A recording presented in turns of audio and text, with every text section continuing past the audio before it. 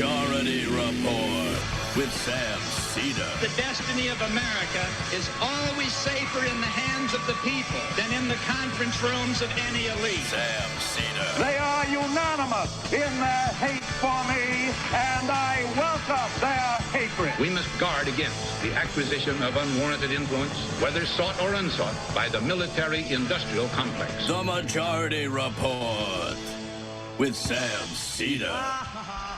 Ever get the feeling you've been cheated?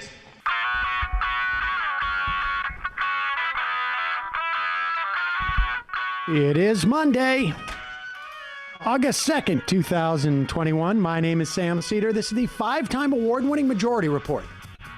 We are broadcasting live steps from the industrially ravaged Gowanus Canal in the heartland of America, downtown Brooklyn, USA. On the program today, executive editor of the American Prospect, David Dayen, on the collapse of the federal eviction moratorium. Meanwhile, Infrastructure Week may finally be here. We'll see.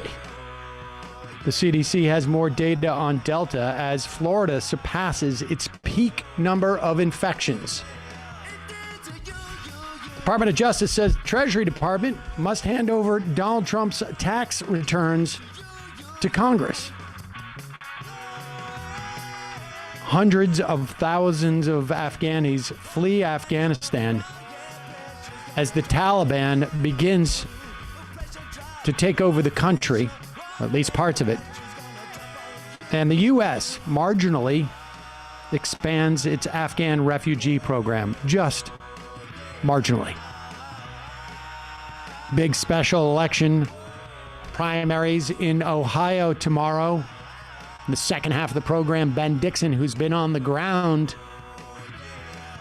with the Nina Turner forces, will be calling into the program from the road. Literally. Meanwhile, new notes found show that Trump pressed the Department of Justice hard on overturning the election, even though they could find no reason to do so. Lastly, Joe Biden facing the results of Trump's brain drain of climate experts. All this and more on today's program. Ladies and gentlemen, welcome to the show. Thanks so much for joining us. Joining me, as always, Emma Vigland. Hello, Emma. Hello, Sam. Now, you have a real bounce in your step because some sports thing happened. Is that right? Well, I mean, it's not... I don't celebrate injuries, right? I never do that. I'm always rooting for the player, but... I honestly don't know if I've seen you with this, level of enthusiasm. I really don't. I've never seen you so animated. That's inaccurate. There have been way more consequential sports things that I think got me more animated in front of you. But this was one, as I told you, I am high on Mucinex. Right, of course. I feel odd. Why is today any different than any other day? I was unaware that Mucinex has this kind of power over people. I don't take it regularly. I took it this morning. And, geez, there's some strong stuff in here. This is why they make meth out of it, right? I don't know. Okay, but anyway, but I'll take your word for it. Audience, Carson Wentz has made the wise decision to get surgery on his foot. Nobody knows who that is. Yes, everybody does. He's a quarterback for the Colts in the trade with the Eagles. From North Dakota. From North Dakota, represent. A great decision by him to get surgery because if he plays less than 75% of the snaps, the Eagles don't get an extra first-round pick from the Colts, which is good for a variety of reasons. So there you go. Yeah, you seem very excited about that, so I want to check in on that. Well, as I said, it might be artificially inflated based on the Mucinex. Okay, fair enough. I just wanted to check on that, the Mucinex. You asked for that explanation. So, I did, and I appreciate it. I just wanted to get a sense of what was going down.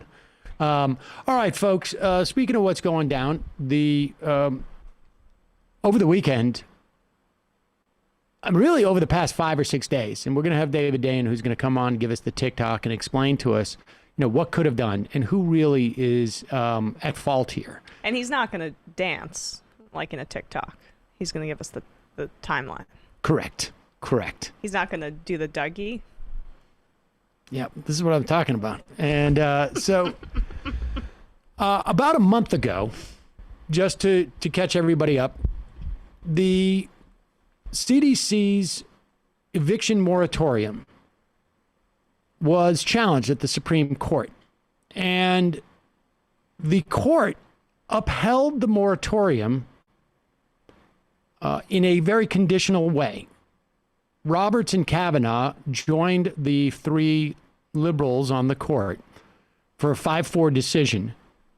Kavanaugh wrote the ruling, and in it, it was a very strange ruling because he said, I don't think this is quite right. However, it's going to expire in a month anyways, July 31st.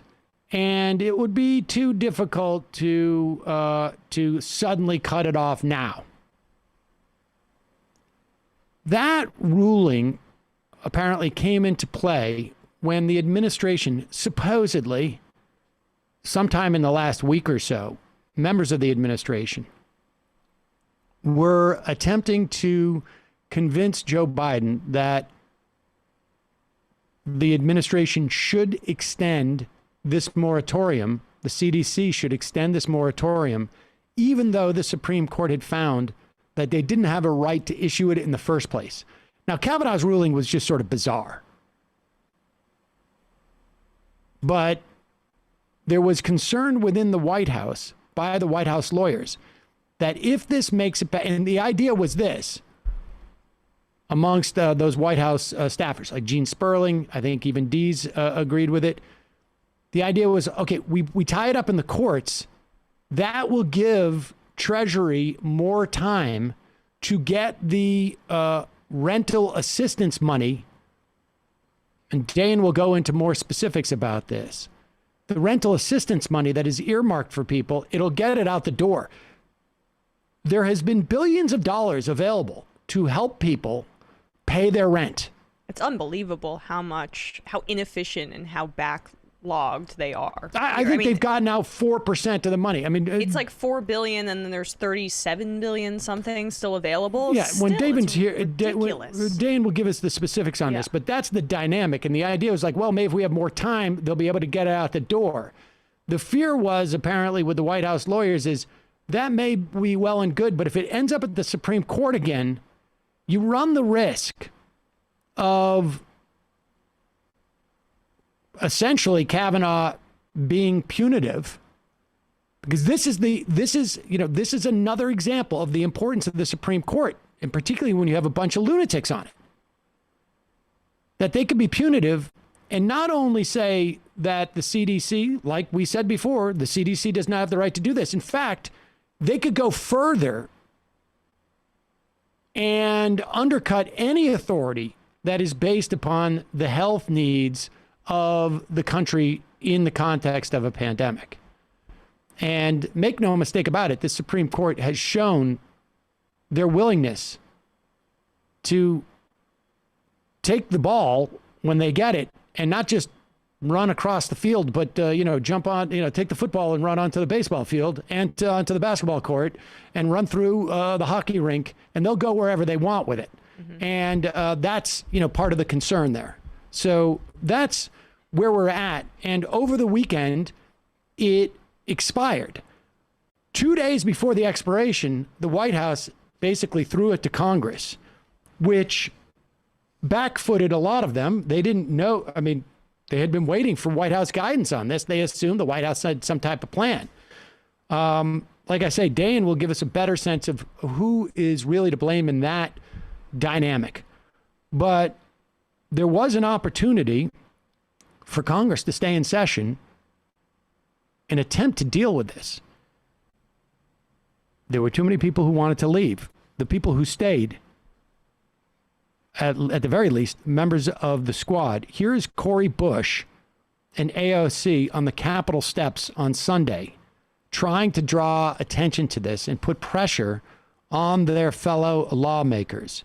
Here's just a brief clip of AOC and Cori Bush talking about staying out there to illustrate the plight of potentially millions of Americans who are going to be evicted. We're going to see a big spike in eviction notices, probably filed today. Here is AOC and Cori Bush. Estimated 7 million Americans that are currently at risk for eviction, and Congress decided to leave town for not just for the weekend, but for 7 weeks. 7 weeks through August. While the federal eviction moratorium is going to leave tomorrow, they didn't even try. When Cori Bush got elected, we talked about how her experience when she was, houseless is going to be so important to have in Congress. That kind of voice is going to be incalculably important, and we're seeing it this week. And of course, I know we're going to talk to David Dayen a bit about who's to blame here, but honestly, the fact that if they wanted to do this through the courts, they didn't have a plan B, a separate track at the ready. Well, they didn't. Congress says a little bit about how committed the Biden administration was to actually making this happen. I mean, there's significant lobbying from the National Association of Realtors and groups like that are, they may want to appear like they want to get this done, but I'm not sure how sincere that is. That's the point. I think, and Dayen will fill us in, but certainly they had at least 30 days to know that the Supreme Court had that disposition. Right. And, on day 30 out from the end of the moratorium is when you have that conversation about, hey, should we just try and buy more time on the 31st day, as opposed to talking about that, 2 days before the moratorium runs out. AOC was on Jake Tapper's. And look, just to build on your point, without an AOC or a Cori Bush in this House, they would have left town. There would have been marginal talk about it, and that's it. I mean, this is the value of them using things like social media and a megaphone to the extent. Now, it may end up doing nothing, but it's certainly putting more attention on it and putting it in play than we would normally see. Absolutely. Here is AOC on with Jake Tapper on CNN State of the Union, talking about the moratorium lapse. Blame here. Well, I think there's a couple of issues here. First of all, you are absolutely correct in that the House and House leadership had the opportunity to vote to extend the moratorium.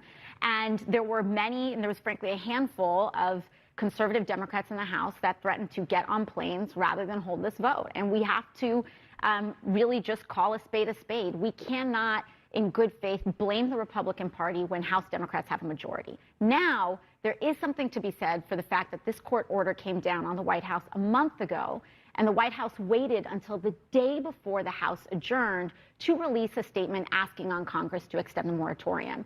This came after weeks. I sit on the Financial Services Committee, which has jurisdiction over housing. We had, the housing secretary there asking about the administration's stance. We asked the Biden administration about their stance, and they were not being really forthright about that advocacy and that request until the day before the House adjourned. And so the House was put into I believe, a needlessly difficult situation. And it's not just me saying that. Financial Services Chairwoman Maxine Waters has made that very clear as well. And so there's a couple of contributing factors here. We have governors who are also not getting this emergency rental assistance out in time, which is forcing this extension, what we would like an extension of the moratorium. The fact of the matter is that the problem is here. The House should reconvene and call this vote and extend the moratorium. There's about 11. Well, we hear that vacations are very important to some of these Democrats, though. I know that was cinema in the Senate, but very French to take all of August off. Except for the part about the housing moratorium, because in France that would have been taken care of. Right. Here is Nancy Pelosi today, and I would imagine, again, in reaction to the publicity that AOC and Cori Bush, drummed up over the weekend to and this. Even Maxine Waters, just this amazing image of Maxine Waters slamming their tactic as Pelosi and Hoyer are in the background, just watching her criticize them. Here is the letter that she sent out to members. We put that up. It's a little bit strange here. The war has changed. With these words, the CDC cautioned the difference between the Delta variant has made on the pandemic. They called upon the American people to mask up, et cetera, et cetera. Putting people on the streets contributes to the spread of the virus. It's also just not what we should be doing in a society, but that's a separate point in her opinion. House Democratic leadership called upon the administration to extend the moratorium. The purpose of this extension, provide more time to expedite the distribution of the $46.5 billion that was allocated by Congress and has long been transferred by the administration to the states and localities. So there's a little bit of CYA going on here. I'm grateful to members that they are, for all they're doing attention to this need. We await a decision from the administration. I don't know what that even, what is the decision that's going to be made? Once again, I'm sending out the link for members to view the spending in their state and localities to the funds. I do so with the call from members to work in your districts to help to get the money to flow. To this end, we'll have a presentation tomorrow from the Treasury Secretary, Janet Yellen, whose department funds the funds early this year. Now, they're going back to their districts, right? And I imagine some are going to be working, some are going to be on vacation. We all agree the eviction crisis is an enormous challenge to the conscience of our country. It's unfathomable, et cetera, et cetera. Overwhelmingly, our members agreed to extend the moratorium and universally to distribute the funds, but the House passing the eviction moratorium without the Senate acting does not extend the moratorium. Instead, the money must flow. The moratorium must be extended by the administration. I mean, all right, yeah. So they're punting it back and forth, kicking it between the House leadership and Biden, and I agree that most of this falls on Biden. But Pelosi was aware of the deadline and the cliff of the eviction moratorium and chose not to have a plan in place. Both the White House and leadership, this falls on them. And right. I mean, show me a copy of this letter that was sent 3 weeks ago. Right, exactly. Oh, no, we're doing what the brutal thing the landlords wanted us to do. How did we get in this position? It's hard. It's really hard for me to believe. Right. Yeah, if they wanted to whip the votes, they absolutely could whip the votes. And they left it to the last minute on purpose. Then they did a unanimous consent motion so that they could throw this at the feet of the Republicans when they control the House. And if they had a plan in place, this wouldn't be an issue, but they didn't. And I think that's by design, because there are trade groups and lobbying groups that are very invested in this moratorium not continuing. All right, we're going to take a quick break. When we come back, we'll be talking to David Dayen, who's done quite a bit of reporting on this and the broader question of what's happening with progressives relative to the Biden administration. We'll be right back after this.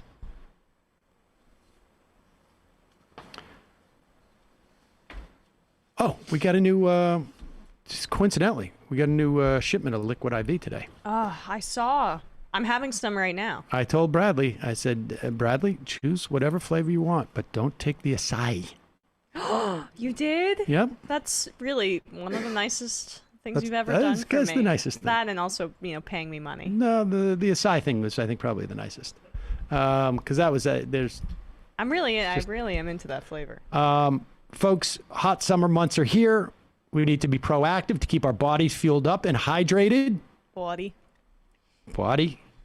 One stick of liquid IV and 16 ounces of water hydrates faster and more efficiently than water alone. Plus, liquid IV tastes great with flavors like watermelon, strawberry, lemon, lime. Sounds like summer, doesn't it? Yeah. I'm not going to lie, folks. For me today, pina colada. Yep. There it is. I'm not embarrassed. It's not as embarrassing as you think it is. I get mocked about it. Right. I mean, I get mocked about it like when I go out to bars and I order a pina colada. My friends are like, well, that's a "What are whole you separate doing?" situation. I don't know. It's just I think a grown man who has like a pina colada habit is just a weird thing. But yeah, well. But it actually, I love it. I love the taste of coconut. Whatever, doesn't matter. Usually I go with the matcha. It depends on different days. Today I had like half a cup of coffee, so I was like, okay, I'm going with the pina colada. It is healthier than sugary sports drinks. There are no artificial flavors or preservatives, less sugar than an apple. They also have apple as a flavor too. Yeah, it's good. You love apples. I like the sour apple flavor too. Liquid IV is powered by cellular transport technology. The optimal ratio of glucose, sodium, and potassium delivers water and nutrients into the bloodstream. The company has donated over 4 million servings in response to COVID-19. Products are being donated to hospitals, first responders, food banks, and more. Did I mention it has 5 essential items too? Vitamins, vitamin C, more than an orange, more potassium than a banana. When Saul was playing baseball, this summer hasn't been quite as hot as it used to be. But I mean, as I remember most summers, but the beginning part were, and he was playing baseball and he was getting dehydrated, and he was like, "Can I get one of those? One of the sugary sports drinks that are like, wait, how does it get that color? That's not natural." And but I would fill up some water bottles of this, and I felt better about it because you need to hydrate, and you don't necessarily want all that garbage. And he liked it. He likes all the flavors, frankly. So check it out. It's also great if you maybe celebrate a little too much with the booze, or if you're flying, or like I say, that matcha drink I use is a substitute for coffee now. And I'm also getting hydrated at the same time. Grab your Liquid IV in bulk nationwide at Costco. You can get 25% off when you go to liquidiv.com. Use the code MajorityRep. It's MajorityRep at checkout. MajorityRep. That's 25% off anything you order when you get better hydration today using the promo code MajorityRep at liquidiv.com. Okay, I want to welcome back to the program the executive editor of the American Prospect, David Dayen. David, welcome. I'm here with Emma Vigeland. Just a second. Thanks for having me on the show, Jimmy. I really appreciate it. And I prioritize you over Sam. So thank you. All right. Well, all right. I'm ready. Yeah. Well, David, there we go. Yeah. Getting back to David's roots. I think we've mentioned in the past that David and I first met 30 years ago. Yeah, I was doing some acting there. You like that? 30 years. We met on a student film. Oh my goodness. Yes, and then we reconnected. I think probably over a decade later. So, and here we are. And here we are. We are. Say, David is here to talk about the where we are with the eviction moratorium, and broadly speaking, a piece that Alex Salmon wrote in the Prospect about the progressive relationship with the Biden administration at this point and where we're at. But I just wanted to mention, David, I imagine you're aware of this. You came out with a massive piece today. Are you aware that you wrote your piece? I am aware of what I wrote, yeah. It is Anatomy of an Anti-Union Meeting, how No Evil Foods, which is a plant-based meat company, squashed a union drive. I'm just into the first couple of pages. It's fascinating and really important, too, I think, in this era when ostensibly we're going to see a more aggressive Labor Department, where we've begun to see, I think, over the past couple of years, a more aggressive union movement in this country. Really important read, and I hope to talk to you about that piece in the coming weeks, but people should go check that piece out. In the meantime, so we laid out a little bit of the dynamic that's going on with this moratorium. Give us a TikTok of like how we got to where we are today, 2 days after the moratorium has been essentially expired, and really probably the first day where we're seeing filings of new eviction notices. Yeah, absolutely. So as you know, there was an eviction moratorium that was put in statute way back with the CARES Act and I think that extended to September, and then by the Trump administration was extended again to January. And Biden picked up where that left off and extended it out 2 more times, I believe. Once to March, and then another time to June of 2021. Let me just ask this. Why were they doing it 2 months at a time? Was it? Yeah, why were they doing it piecemeal? Because, well, this was an order from the Centers for Disease Control and Prevention. You might ask, why did they have any control over housing policy and evictions? And it was based on the need to protect people with regard to coronavirus. You obviously can't shelter in place unless you have shelter. So it was based on events and facts on the ground and things like that. And they were using the national emergency as a spur to do these eviction moratoria. I mean, I think the first one was the changeover from the one administration to the next. So, Trump put it in place until 10 days after he left office, which is a very Trumpian thing to do. And then I don't remember, I think they initially extended it very quickly, the Biden administration, when they got in place, to March and then again to June. And then in June, at the end of June, there was a third extension, and it was made very clear at that point that would be the last one. I mean, the Biden administration was explicit about this. They said, we're going to extend this for 1 more month, and then that's all we're going to do. And so at the same time, there were these lawsuits going on with respect to the moratorium, saying CDC didn't have the authority to actually do these evictions and whatnot. And one of those cases went all the way up to the Supreme Court. And the Supreme Court actually said, this is okay. We're going to allow the eviction moratorium to continue. However, in a footnote, not binding in any way, it wasn't part of the ruling, but in a footnote, Brett Kavanaugh, who was one of the members of this majority, it was a 5-4 majority to allow the eviction moratorium to continue. Kavanaugh said, I'm only allowing this because you're doing it only for another month. And if you tried to do it again after that, I'm going to need to see more congressional authorization.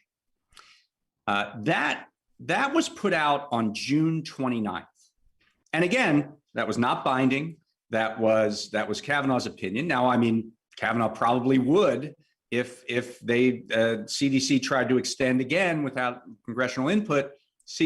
Kavanaugh might have followed through on that and said, yes, we are going to knock this down. However, it just wasn't part of the ruling. It was a footnote in the ruling. That came out on June 29th. The Biden administration says nothing about the eviction moratorium for 1 month. They do not signal to Congress, at least not publicly, that, this is what the ruling said, Congress, you need to go ahead and extend this. The only thing that was out in public was, we're not extending this again. That was the Biden administration's position, was this is over on July 31st. And that was their position right up until July 29th, when Jen Psaki, press secretary, gives a statement saying, well, Kavanaugh said this and Congress has to take action, and hey, Congress, you should do something. Now, at this point, it's 1 day before the House's recess for 7 weeks, and it's 2 days before the end of the moratorium.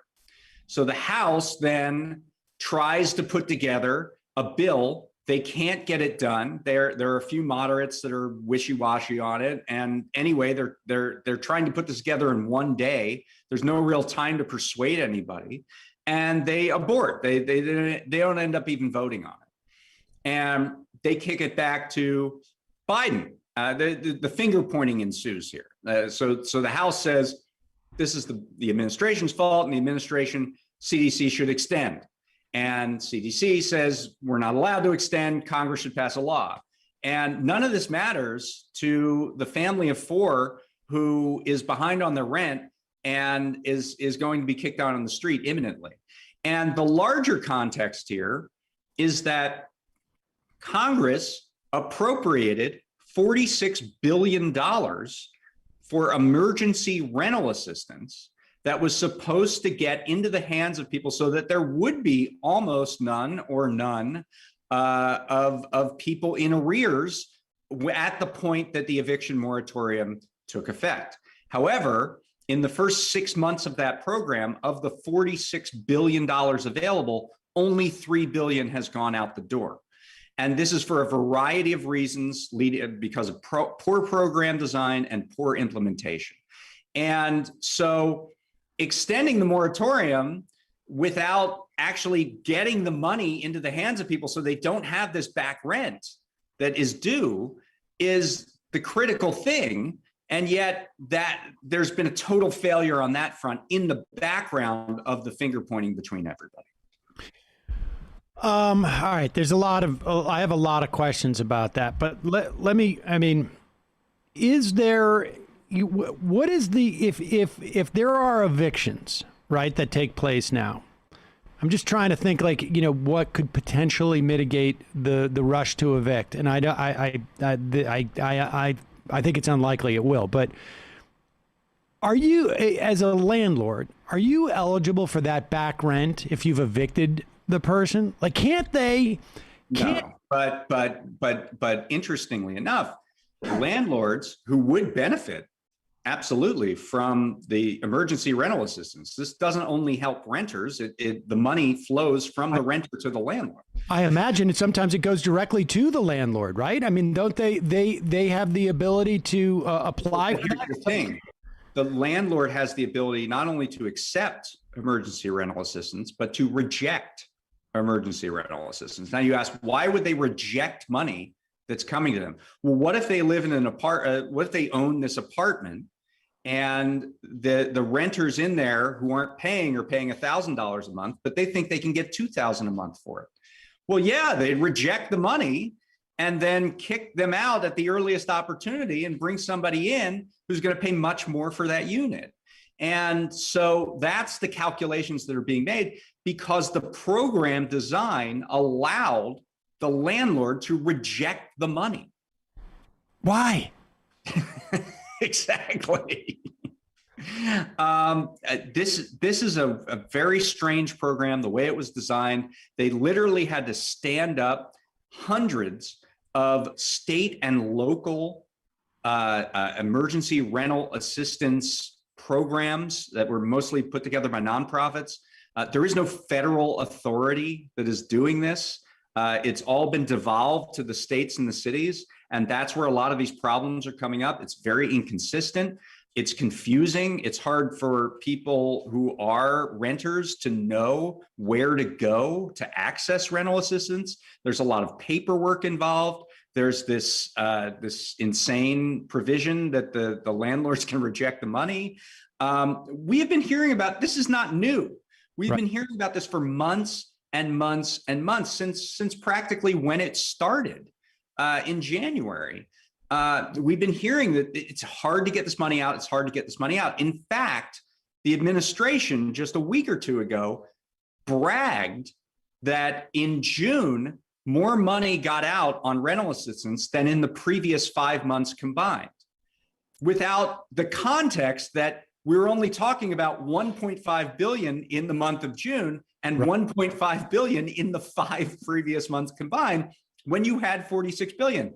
Now, a really insane statement came out from Biden I believe it was the day before the eviction moratorium was to expire, saying, we need these cities and states at their fastest opportunity to get this money out to people.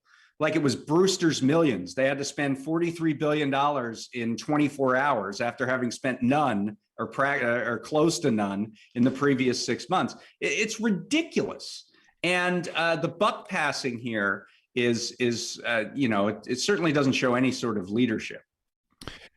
So we should just also to add the context here. California and New York, at least those two states, have in place their own eviction moratorium that is distinct from the CDC one, right? I mean, so this is running concurrently. My understanding too is that New York has been absolutely horrid in getting this money out. New York State, like maybe one of the worst states in the country. They still have a moratorium at least, so there's some protection there while they figure it out. But I believe there's a total of 8 states that have existing moratorium. And there may be more cities, within that have local ordinances, because traditionally renting and this stuff is done at the local level. But you still have that's a lot of states that have nothing in place. Is there any example across the country of a municipality just seems so small of a measure, but of any state that has actually like figured out a way of doing this efficiently? I mean, that's extraordinary. The failure to get this money out, it's extraordinary. I wish it was extraordinary. I wish it was extraordinary. I think it's very, very ordinary, in fact. And, I have visions of HAMP running in my head, of the mortgage modification program that spent $2 billion out of its $50 billion or whatever in 2 years. I don't know if you have read the piece in The Atlantic by Annie Lowry called The Time Tax. And I've written about this too. It's about the hassle that it takes to access benefits if you're someone who is eligible for them in America. It's a tax. It's a literal tax on people's time. We all have to become bureaucrats because we've shrunk the administrative state to such a degree that we have to do the work of the government to fill out forms and double check and call people and do all this administrative work. This is part and parcel with that. And it's worse, actually, because there wasn't even an existing program to tap into. They were literally building these programs on the fly to create rental assistance measures. This is far too normal. This is depressingly normal when it comes to America. In the last year, we've been really, really good at appropriating money to get to people. And we've been really, really bad at actually getting the money to people. I did a piece on this just last week. There's an emergency broadband program in the American Rescue Plan that says we're going to pay $50 a month for your broadband because we know you need it because of working remotely and things like that. 1 in 12 eligible people have accessed that program. There's the advanced child tax credit. That is eligible. It's the simplest model in the world. If you're in the IRS's system and you have kids, you get a check every month. Well, if you're not in the IRS system because you're not a tax filer, which is the case for most poor people in America, you have to figure out a way to get into the IRS's system.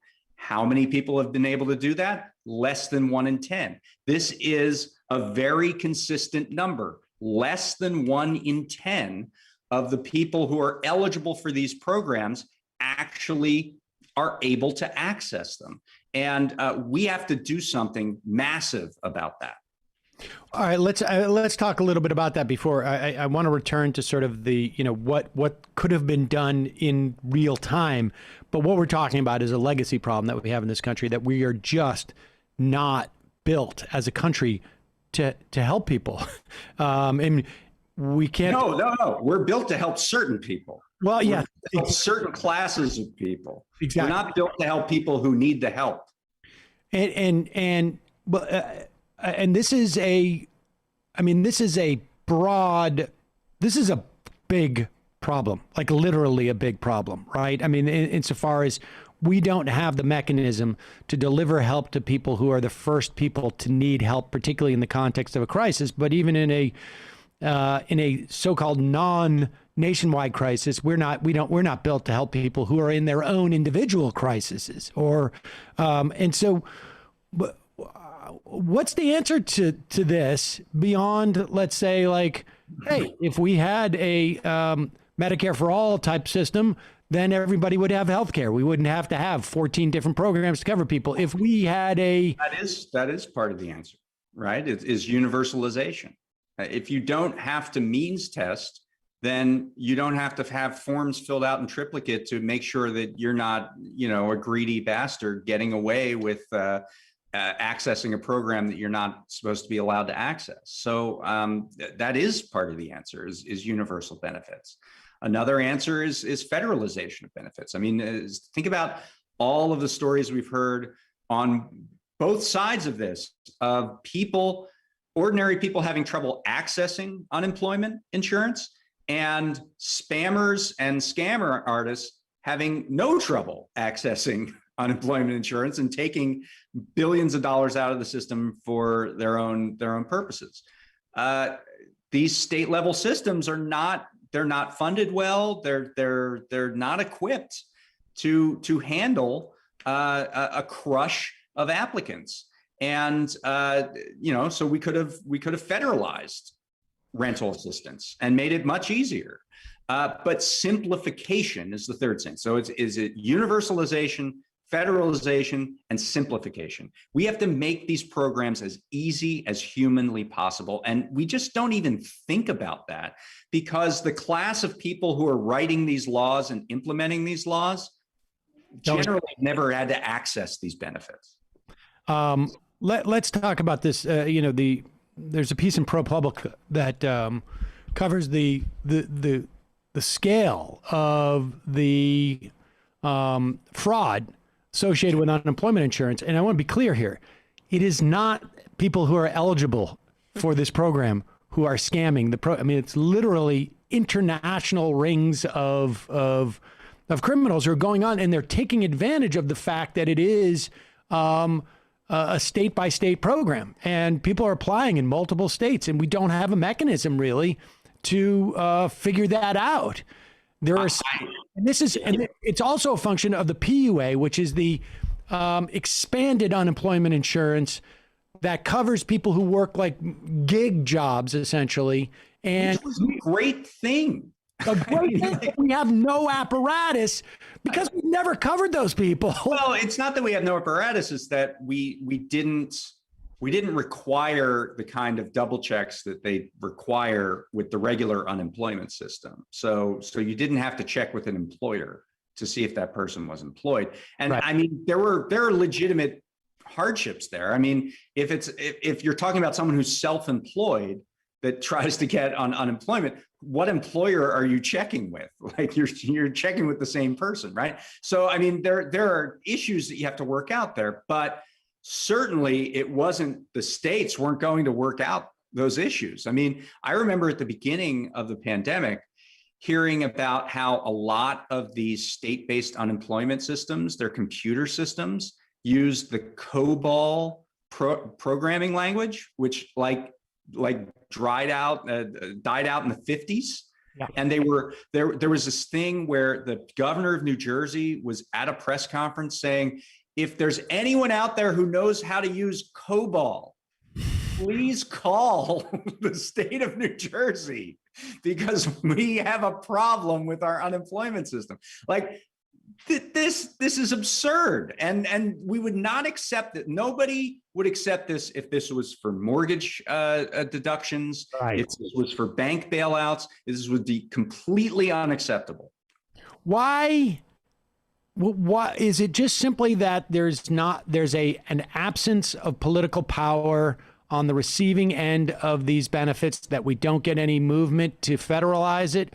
Or is it that there are headwinds in that there are people in Congress who who see federalization as problematic? Well, I mean, I think that there's an entire party that sees benefit delivery as problematic and that sees government as problematic. And I think they're the party that is resisting making this easier, because if you make it easier, then you're going to get all these layabouts who aren't going to be able to pull themselves up by their bootstraps. So, I mean, that's one part of it.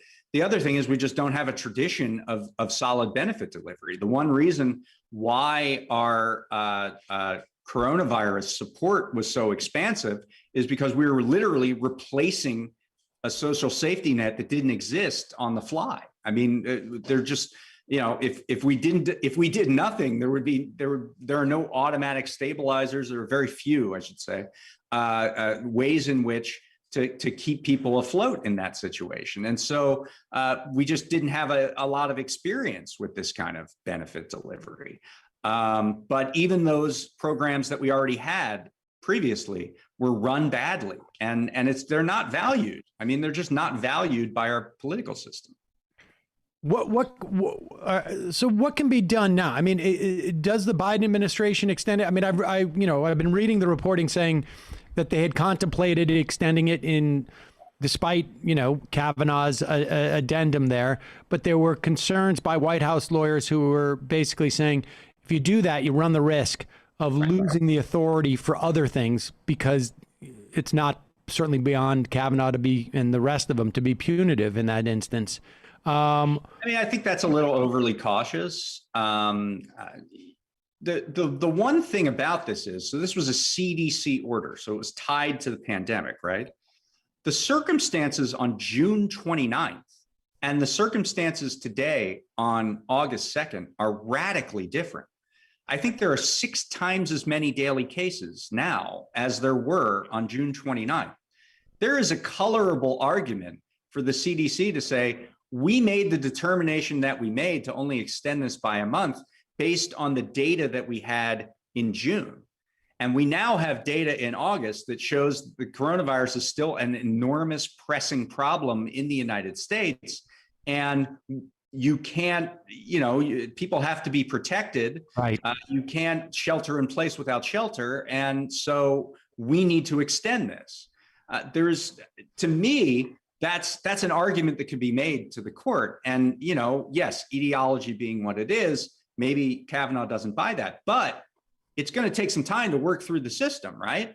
And in that time, you could actually try to get more of the money out from the rental assistance program, and you can keep people housed for that much more time. Like, why wouldn't you try to do that? I'm not sure I buy the argument that you're going to lose other emergency programs. Meanwhile, what emergency programs? You're rapidly getting rid of those too. The extended unemployment benefits end in September. The pause on student loan payments also end in September. There doesn't seem to be a lot of momentum in the White House to extend either of those. So what emergency programs are you going to lose? Are you just saying that the next pandemic 10 years from now, we're going to not have these authorities available? I don't know what the worry is, but I know that there's a near-term problem of millions of people being threatened with their homes, and I think that takes priority.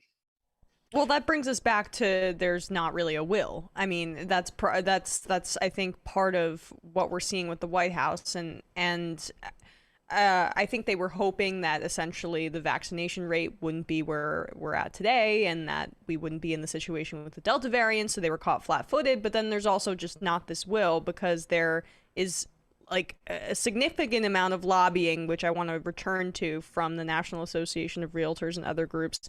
Can you just talk a little bit about some of the interests behind the scenes that are pushing against this eviction moratorium? Oh, I mean, certainly. I mean, that's why we had the lawsuit. That's who was pushing the lawsuit. We're realtor groups in various states.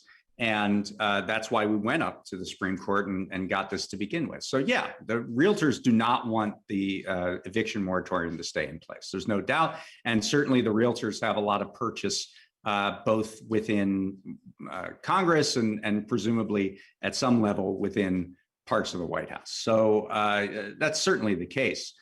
I think you need only look at the headlines to come to understand what a huge political loser this is for the Biden administration. And, the last midterm election of a Democratic president, 11 years ago, but it will be 12 by the time of the next midterm, was happening under the circumstances of the foreclosure crisis, when millions of people also were losing their homes. And I remember talking to House members who were sending out canvassers to go to parts of their district and talk to people about the next election, and going to entire streets and finding one occupied house on that street. And, you know, when people are transient, when people are unhoused, when people are moving around, they're not thinking about the next election, certainly, and they're not worried about it. So I don't know how long this lingers, and I don't know, you know, obviously we're in a better economic environment, and maybe people can fall, you know, land on their feet, and maybe I'm overhyping this as a problem, but I know what happened last time, and the mass eviction of people was a major contributing factor to the Democratic wipeout. And will it be a contributing factor again remains to be seen, but I don't think you tempt fate. We should add, too, that with all the voting restrictions that have taken place in a lot of these states, that adds to the complications in terms of, like, maybe they're not getting their notice from the registrars because their address has changed. Maybe they haven't changed their address. You're going to see a lot of ballots invalidated because of that. You know, 14. And the whole argument now from the Biden administration is we're just going to out-organize them. Okay, they changed the rules, but we're just going to out-organize them. Well, how do you do that when an entire apartment building has been eliminated of the current tenants and new tenants have moved in?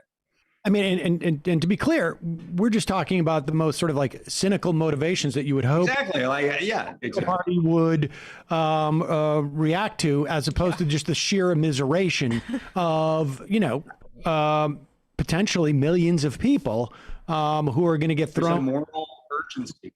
Yeah, absolutely. There's a moral urgency here, and certainly the political leadership. This is a low point of the Biden presidency. All right, we just got a couple of minutes left. I mean, talk about because presumably, right, Congress is not going to be able to do anything for 7 weeks. And then I don't know if they would have been able to do anything anyways, right? Because it would have had to pass the Senate. And unlikely, I don't know how likely that would have been in the Senate, it seems to me. So what is your sense of how the White House is reacting to it? I mean,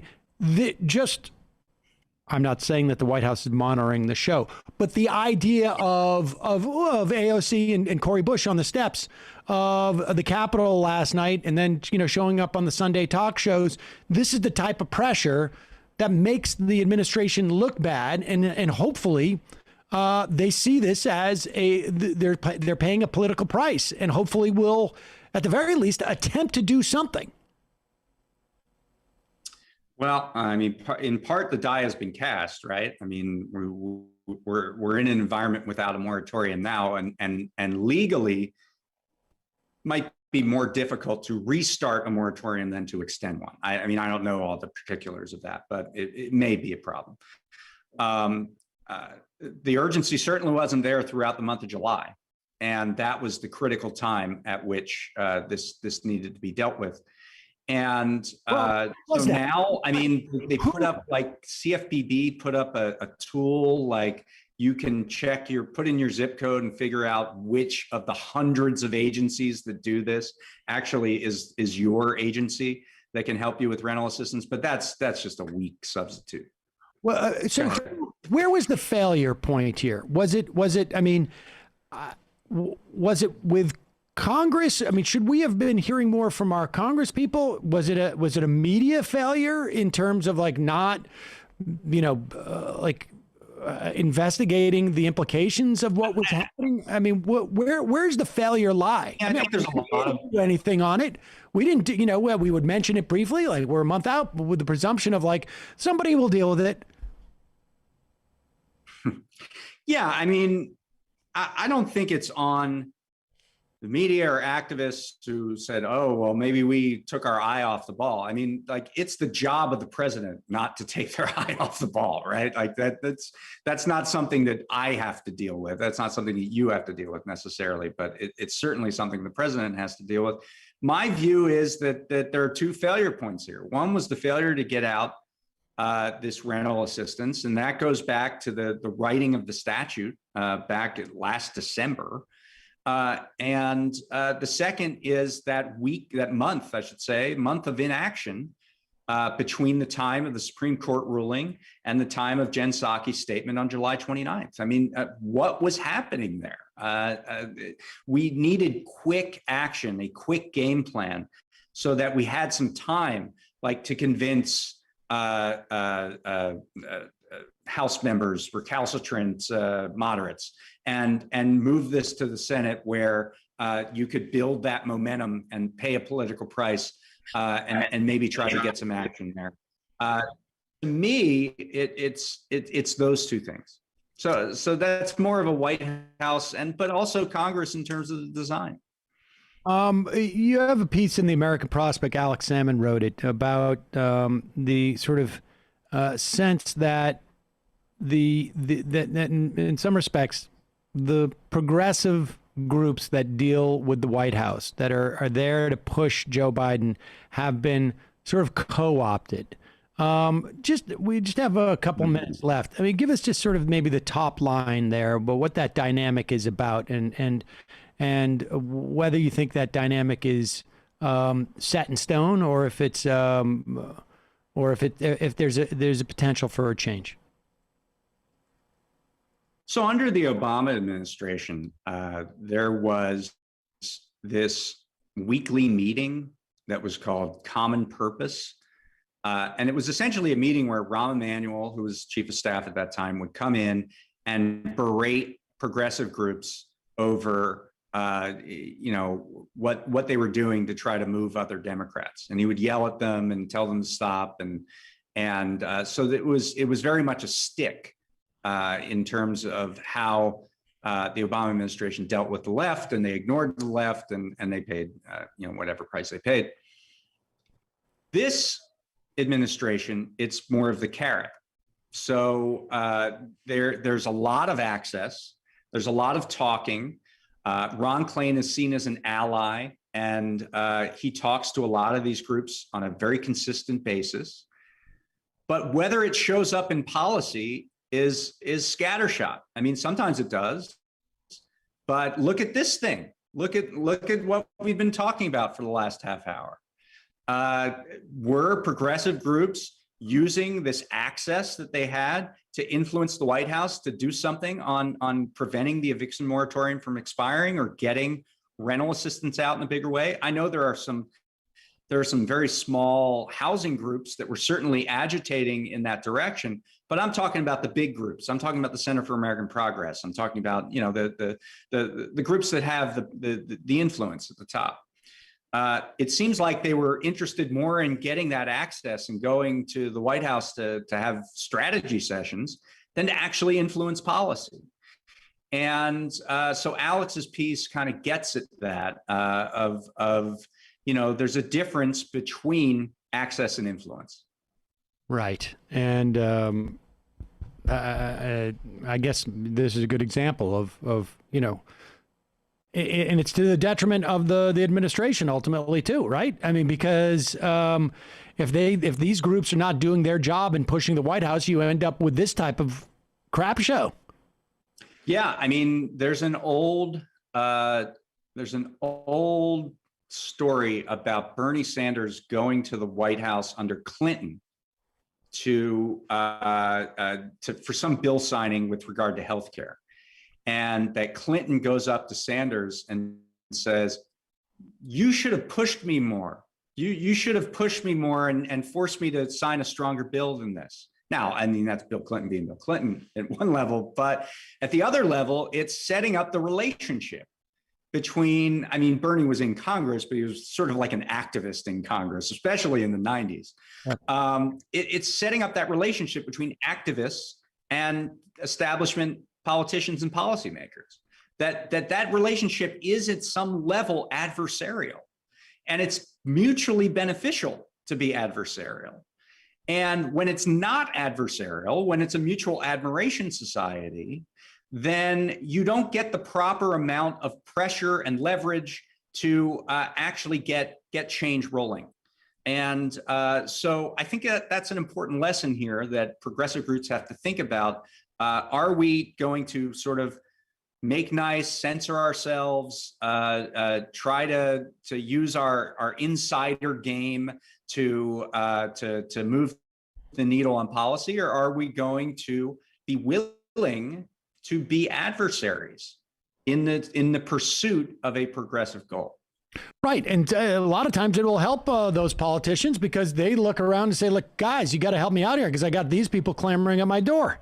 David Dayen, American Prospect at prospect.org. Thanks so much for your time today. Really appreciate it. All right. Thank you. All right, folks, quick break. Then we'll be back. Wrap it up.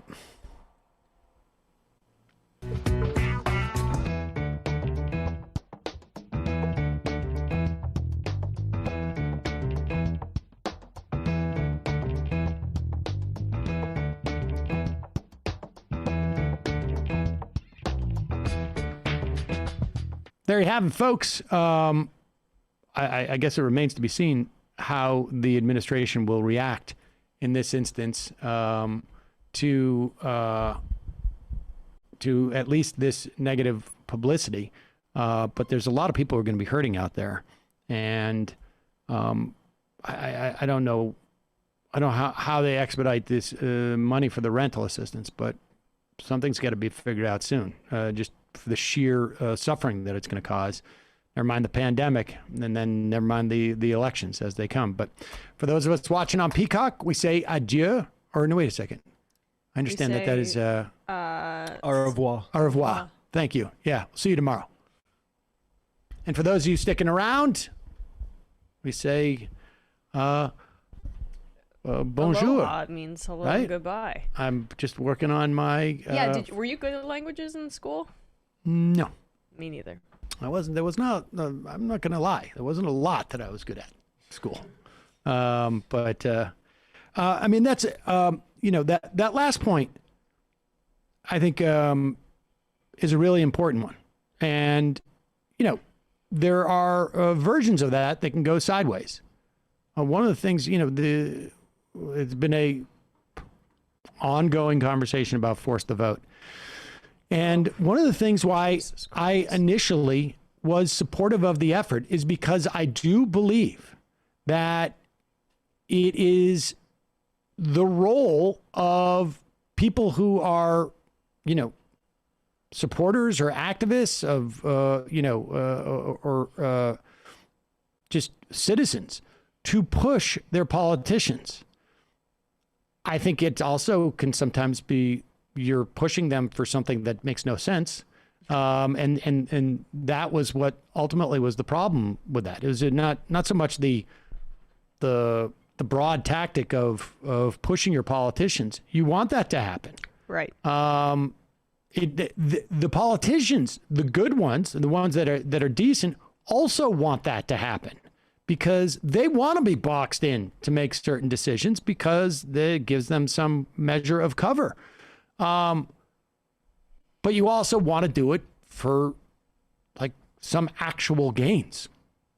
Yeah, we had Ben Spielberg on Left Reckoning last week to talk about this exact dynamic of how to do this correctly. And I think the problem the squad has is anytime that they get something, Biden also says, oh yeah, I wanted that too. We're not in a situation where they push for something that Biden can't own, right? And it'd be nice to I don't know if they're if structurally it's possible where they can say, I mean, AOC is talking about sinking the bipartisan bill now.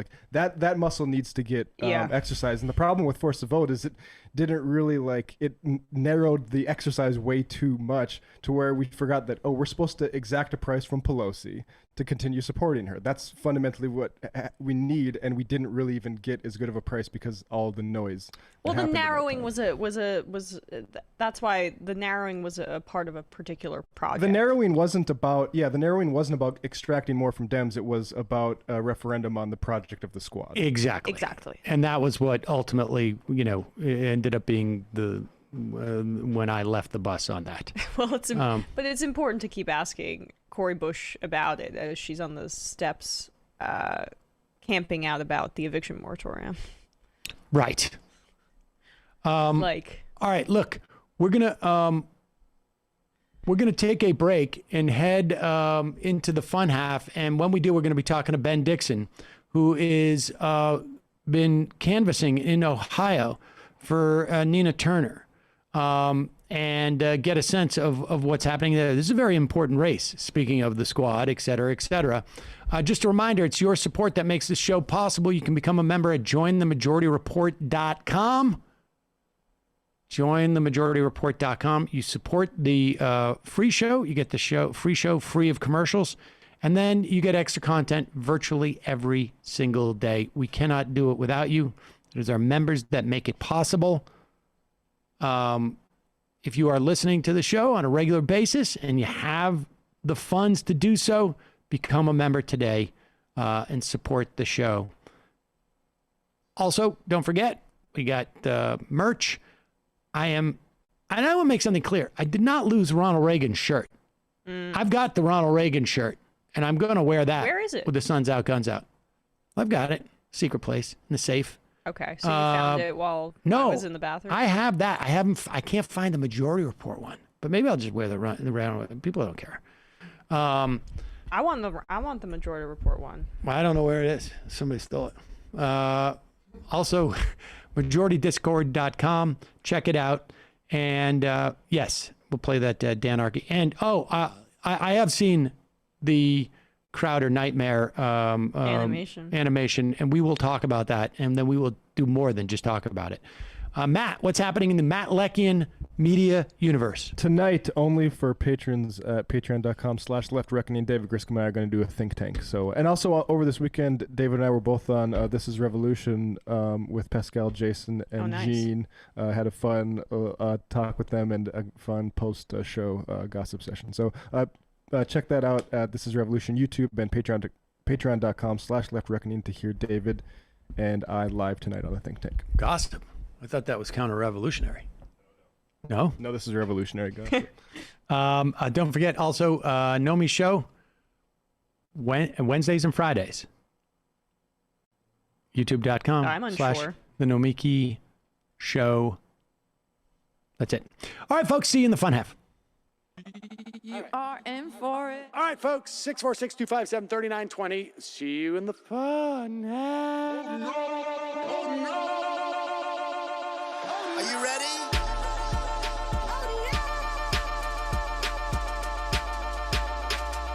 Who sent us this? Alpha males are back. Boys back. And the alpha males are back. Just as delicious as you could imagine. The alpha males are back.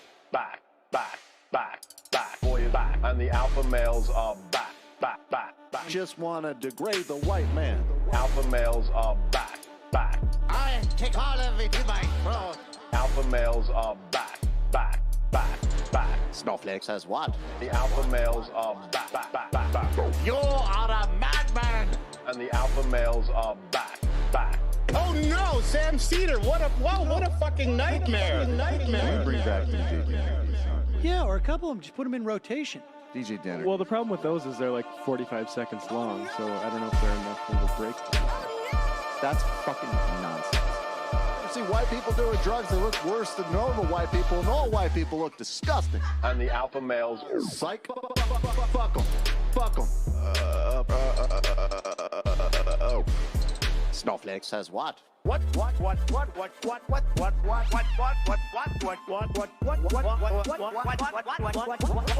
Snowflake says what? A hell of a lot of bank. Okay, I'm making stupid money. Hell of a lot of bank. A hell of a lot of bank. All lives matter.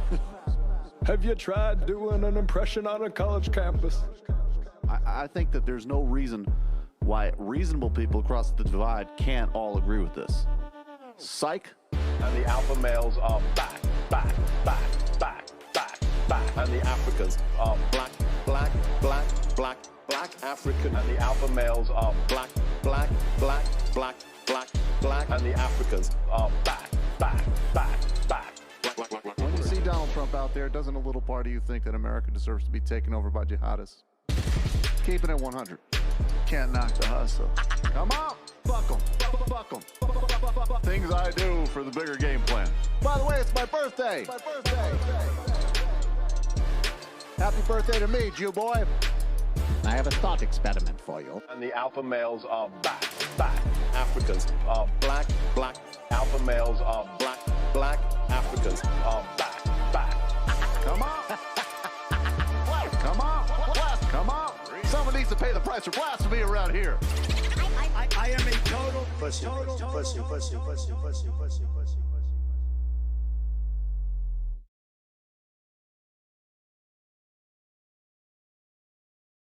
We're back. We are back. It is the fun half, ladies and gentlemen, of the Majority Report. And on the phone, we have sitting by the road somewhere in the more rural parts of Georgia. Coming back from Ohio is Ben Dixon, the proprietor of the Benjamin Dixon Show. Ben, thanks so much for joining us. Sam's always a pleasure. Thanks for having me. And I'm here with Emma. You can't see because you're in a car on the phone. Hey, Ben. Yeah. Hey, Emma. Good morning or afternoon. How you doing? So you've lost track of time. You've been on the road for so long. Yeah. And that and COVID. Yeah, I haven't. What year is this again? Go ahead. Sorry. Well, I couldn't tell you. I was just asking you how it's a 10-hour drive. You were up in Ohio canvassing for Nina Turner. And I was asking how you stay awake, because back in the day, I used to drive cars down to buy snowboard birds. Oh, down to Florida, back, and I would do that trip, and it was like 22 hours each way, and I would do it in 14 hours, and it involved a lot of chocolate-covered coffee beans, like like eating the beans. Eating the beans, yeah. Sounds good for you. It was really. I've never tried that. I think I will though. I think that because right now I'm between coffee and just like sleeping. That's it. Okay, good. You're not an energy drink guy, right? Yeah, you strike me as a coffee guy, not an energy drink. Yeah, and I like my coffee black with no sugar. Like, so I just need the caffeine, not all the other stuff they put in it. Yeah. All right, so let's get brass tacks. When did you head up there? What did you see? I got there Thursday evening. And I pulled into Akron first at her campaign headquarters, and I saw a team that's ready, man.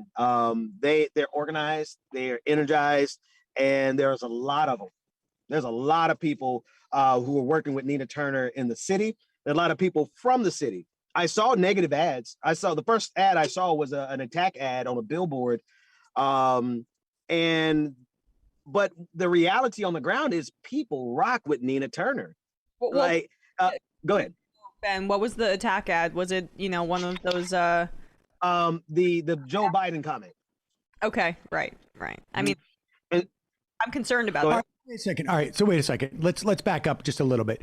Tell us, this is a primary for the 11th runoff. And it is a runoff because who went into the Biden administration?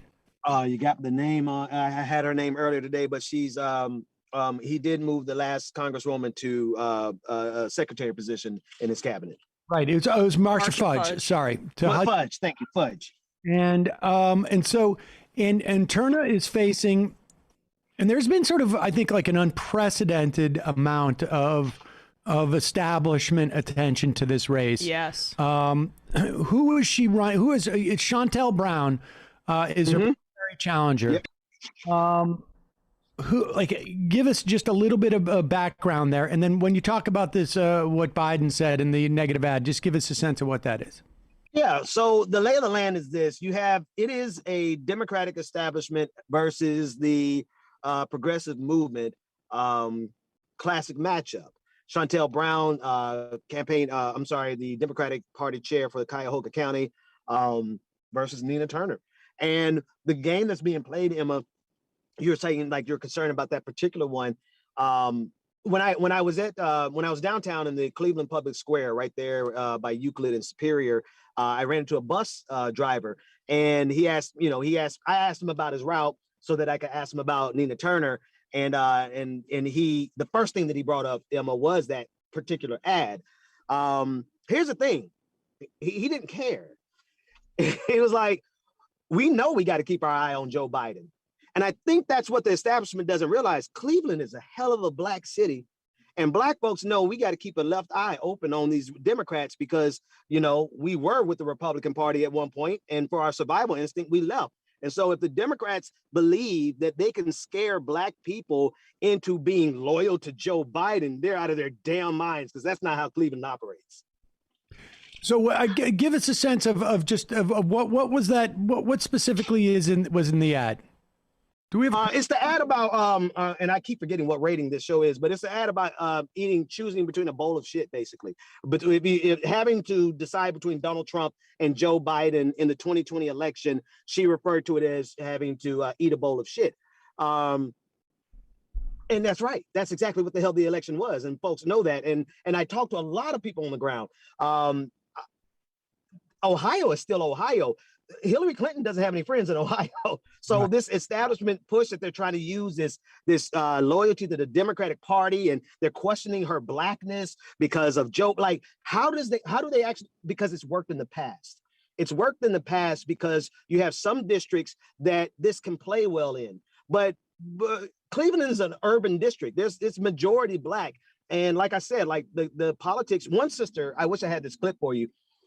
There was a woman, a black woman from a local party, and she was like, you know, she gets upset with Nina Turner because of how bold she is, and she knows as black people, we just can't get away with that, as evidenced by the kind of attacks that she's suffering. But she's like, you got to understand though, Nina is from Cleveland. She don't take no shit. So I'm like, when I'm listening to the people, I'm like, wait a minute, this is completely what I thought it would be. But the absurdity of those attacks shows a level of desperation, because they really need to be able to divide the black vote along the lines of loyalty to the Democratic establishment. But we're well past that as a people.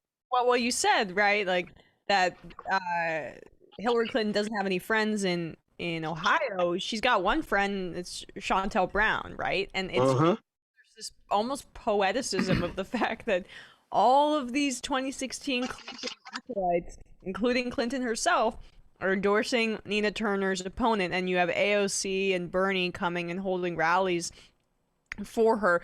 And I think there's an especial, you can confirm or deny this based on what you've learned being on the ground there.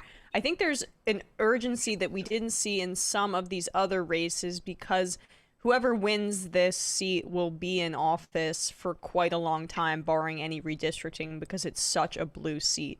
Do you think that that's it too? No, I think, well, yes. Yes, in that they feared that position falling into the hands of someone who's progressive. Yes. So no, actually, I take that note back. No, you're right. What are the other dynamics that are at play in this race? I mean, they're attempting to split the black vote. Let me tell you, workers, the white workers. I'm wearing a Ohio State hoodie right now, and you know I didn't go to Ohio State. I went to Bethune-Cookman University, but I met some Irish dudes who were like, "We rock with Nina Turner because she rocks with workers." So there are white folks up there, and they're working class, and they're Irish. They're they're just from different. They have a different cut of their jib. You know what I mean? Like there is. I met a guy, and I'll say it quickly as I can. I met a historian there it's funny, they don't have Confederate monuments. They have monuments to the Union soldiers. It was so refreshing. And as he was giving me the history of it, and he was talking about slavery, he was talking about the racism, he was talking about Jim Crow, he was talking about all these things, and then he told me he voted for Donald Trump. I said, how the hell did you vote for Donald Trump? And clearly after 2 hours of conversation, I didn't pick up any racism until he told me he voted for Donald Trump. He said, because I don't like Clinton. And I'm like, well, the end of the world is here because you don't like Clinton, but at least that bodes well in terms of the sentiment towards this race for the 11th congressional district. Right. Well, all right. So, yeah, that's true. That's interesting dynamic. So that there may be as much of not as much, but on the margins, we could see a decent amount of where Clinton could actually hurt, is what you're saying? Absolutely. Absolutely. Listen, I think one thing that is not popularized is the amount that black folks don't like the Clintons. And Cleveland is a black city. That's fascinating, because that is not the way that Bill Clinton came onto the scene.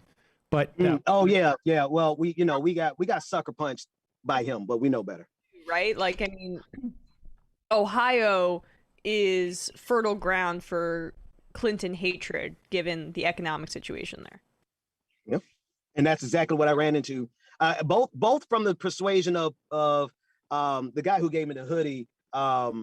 He's a Bernie Sanders supporter, but then also from the other side of the aisle of a guy who was like, anti-Confederacy. He's anti-racism, anti-Jim Crow, but somehow he hated Hillary Clinton enough to vote for Donald Trump.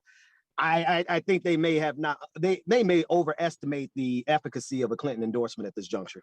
Did you get a sense of like what, every campaign has a number in which they're convinced that they will win. If we drive out the winning number of votes we need are X, which, they derive from voters. Did you get a sense of that? I mean, that's a great question. I didn't ask that question, Sam, and that's going to be what's their win number? That's a question I'm going to start asking every time, but I didn't get that answer.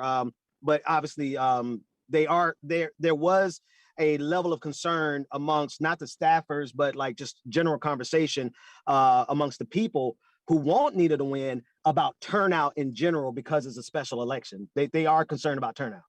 Yeah, I was going to ask on what their sense is about turnout.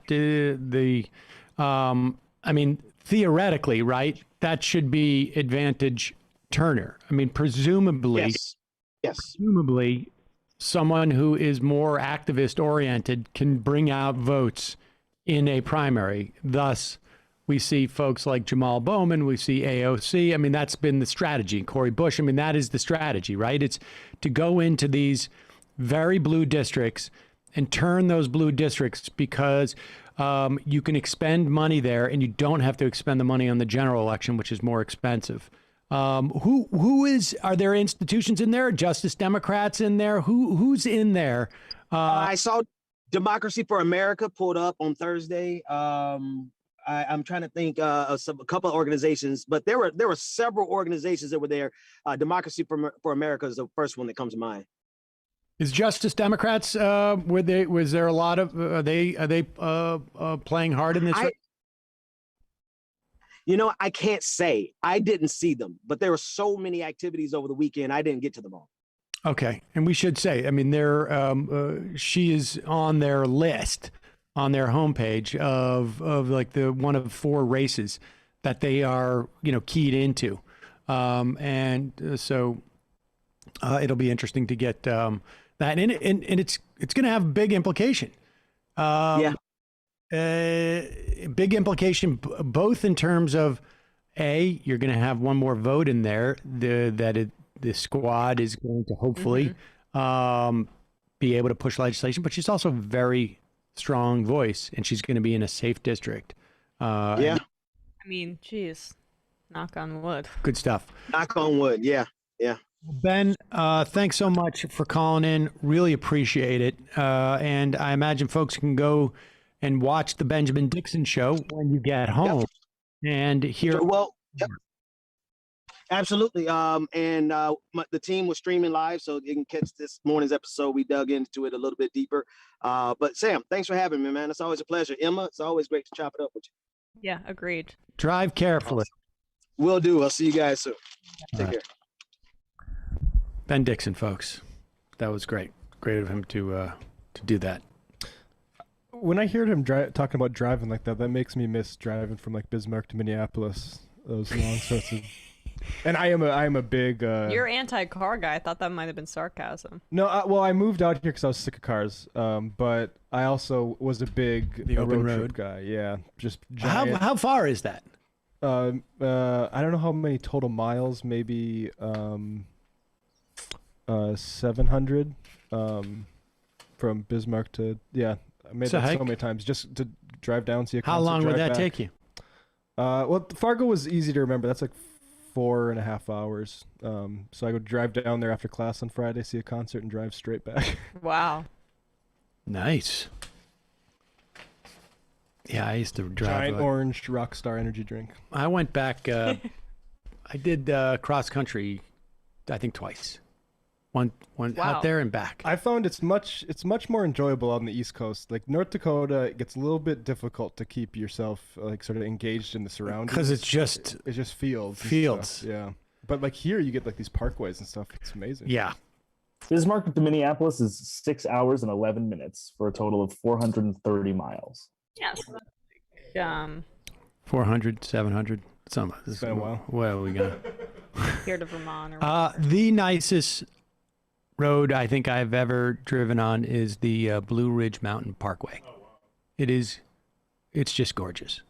I mean, obviously, Big Sur up there, like when you drive in that Pacific Coast Highway. Right, I was about to say. It's also very pretty and dramatic. But, you know, it's one of those things where, like, you're driving, you don't want to pay too much attention to the... Oh, yeah, get distracted. Yeah, you go off the edge. But the Blue Ridge Mountain Parkway was just, I just remember driving that thing going like, this is something else. That was back in my acting days when I was like, they want me out in LA. I'm going to drive. I'll pocket that plane fare. And then everybody looks at you like you're insane. Well, I mean, you had to probably pay for a hotel on the way there or gas. It might have been similar. Yeah, that's probably true. In terms of price. But it was also more just like, I'm like, why wouldn't I do that? If I, you're young. That's the time to do it. Right. All right, let me call into our system here. Oh. And we will turn off the voicemail. You can call in. We'll take a couple IMs first. Jacob from Alabama. The other day, Destiny debated an alt-righter on immigration, and one of his big arguments against immigration was the negative impact on culture. When asked to give an example, he said that the Spanish at the Democratic primary debates made him uncomfortable. His words. Wait, Destiny didn't say that, right? The alt-righter said that. The alt-righter said that. Wow. Yeah. What a snowflake. Yeah, Spanish. It really makes me uncomfortable. I mean, it really, I don't. It's just an anxiety about not understanding something in a space that's supposed to be yours. Yeah. It always has been, but I don't understand what they're saying. Yeah, Dude, like, it is really. Get over it. It's like children. It's literally childish. It's just like you see, like a kid, like a toddler who sees someone he doesn't know and starts crying into his mom's shoulder. That's what that is. The whole reason we didn't take more than just Texas and more of Mexico in the Spanish-American or the Mexican-American War was for those cultural reasons. Like we didn't want to take more Catholics than we were in with Texas.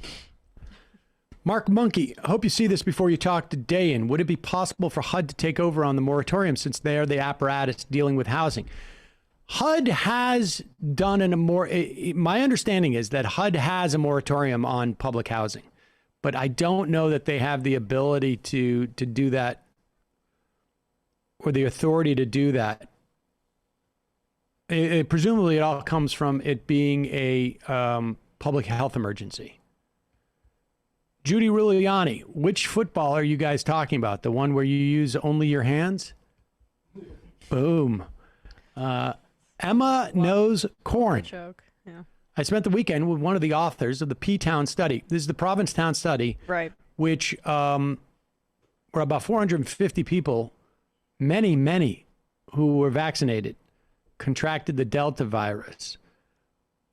Also asymptomatic, didn't quite know it. And it spread quite a bit. This is in July 4th weekend, apparently, and it was rainy there, so a lot of people crammed into bars. She says of the pushback is coming from people who are misconstruing their research methods and finding vax not preventing infections of Delta very well, but still protecting people from death. Yeah. Also, even this is contextualized. People were in jam-packed bars, no masks, talking, singing, yelling at parties. Back to normal conditions. We can still prevent infections with masking and distance and protect against death with vaccines. Additionally, lots and lots of homophobic takes on how this is uniquely dangerous to LGBTQ communities. Seems unnecessary to say that's not the case here. Straight people go to clubs too. That's I should have seen that angle coming. Yeah, of course. I will say this though. We're just gonna redo the AIDS panic again. Remix. Being in jam-packed bars, talking, singing, and yelling at parties, those things, That is not back to normal for me. Yeah, well. Yeah, I just want to say that I'm going to set that down there. I do not go to parties or places where there's other people, generally speaking. Majority Report Wardrobe Coordinator. Oh, wow, I forgot what my username is. Sam, I've laid out your special tank top every day for the last 2 weeks. Why haven't you worn it yet? Oh, I'm off to pick more low-hanging fruit. Are we going to do, are we going to do it next Friday? Next Friday, I cannot do it that Friday, but a Friday coming up, I cannot do it that Friday because I have a special situation. It is my daughter's birthday next week. Mm-hmm. I am hosting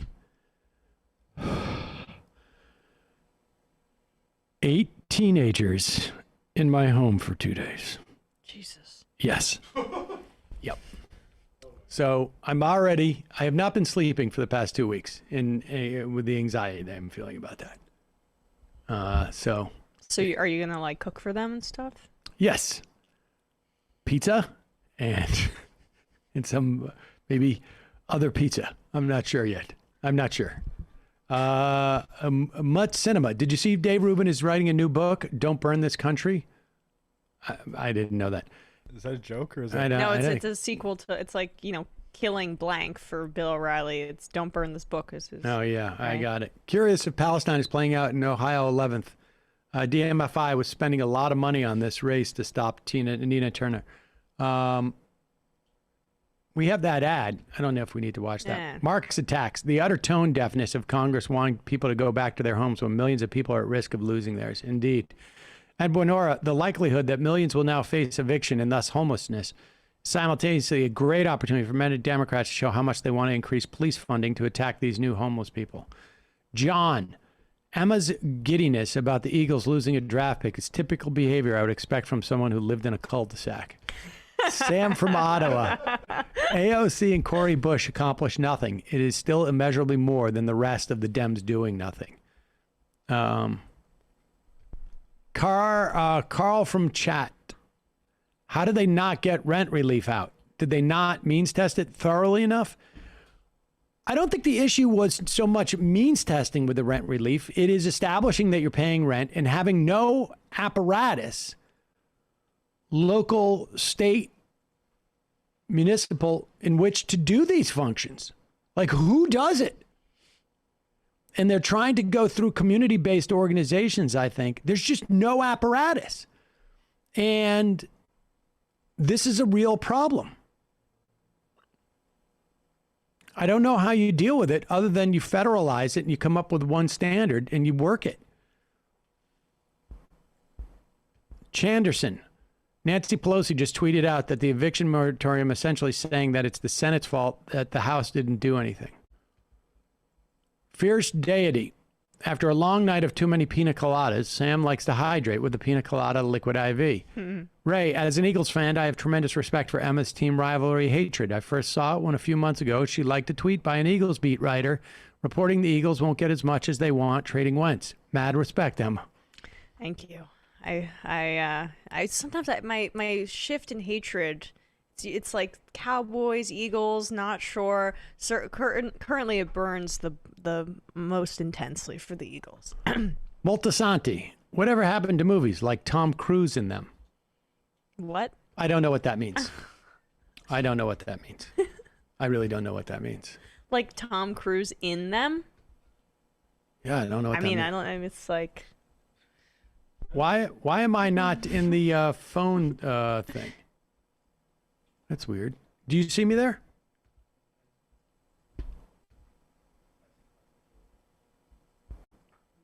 Oh, yeah, there I am. Okay. All right, let's take a quick phone call. Calling from a 478 area code. Who's this? Where are you calling from? Well, Sam, in some parts I'm just known as Awesome Bill from Dawsonville, but my friends, including you, can call me Jeff. I'm calling from New York. Jeff from not in Georgia. What's happening, Jeff? Hey, man, what's happening with you? It's great to talk with you. I just wanted to call and check in with the majority report. Call from the southern tier down here, so I'm feeling right at home. Everything's basically the same.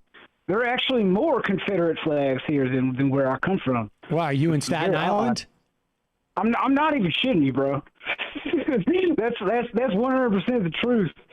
Down where I was at in Middle Georgia, they basically fully transitioned to the Blue Lives Matter movement. You don't see a lot of rebel Johnny flags out.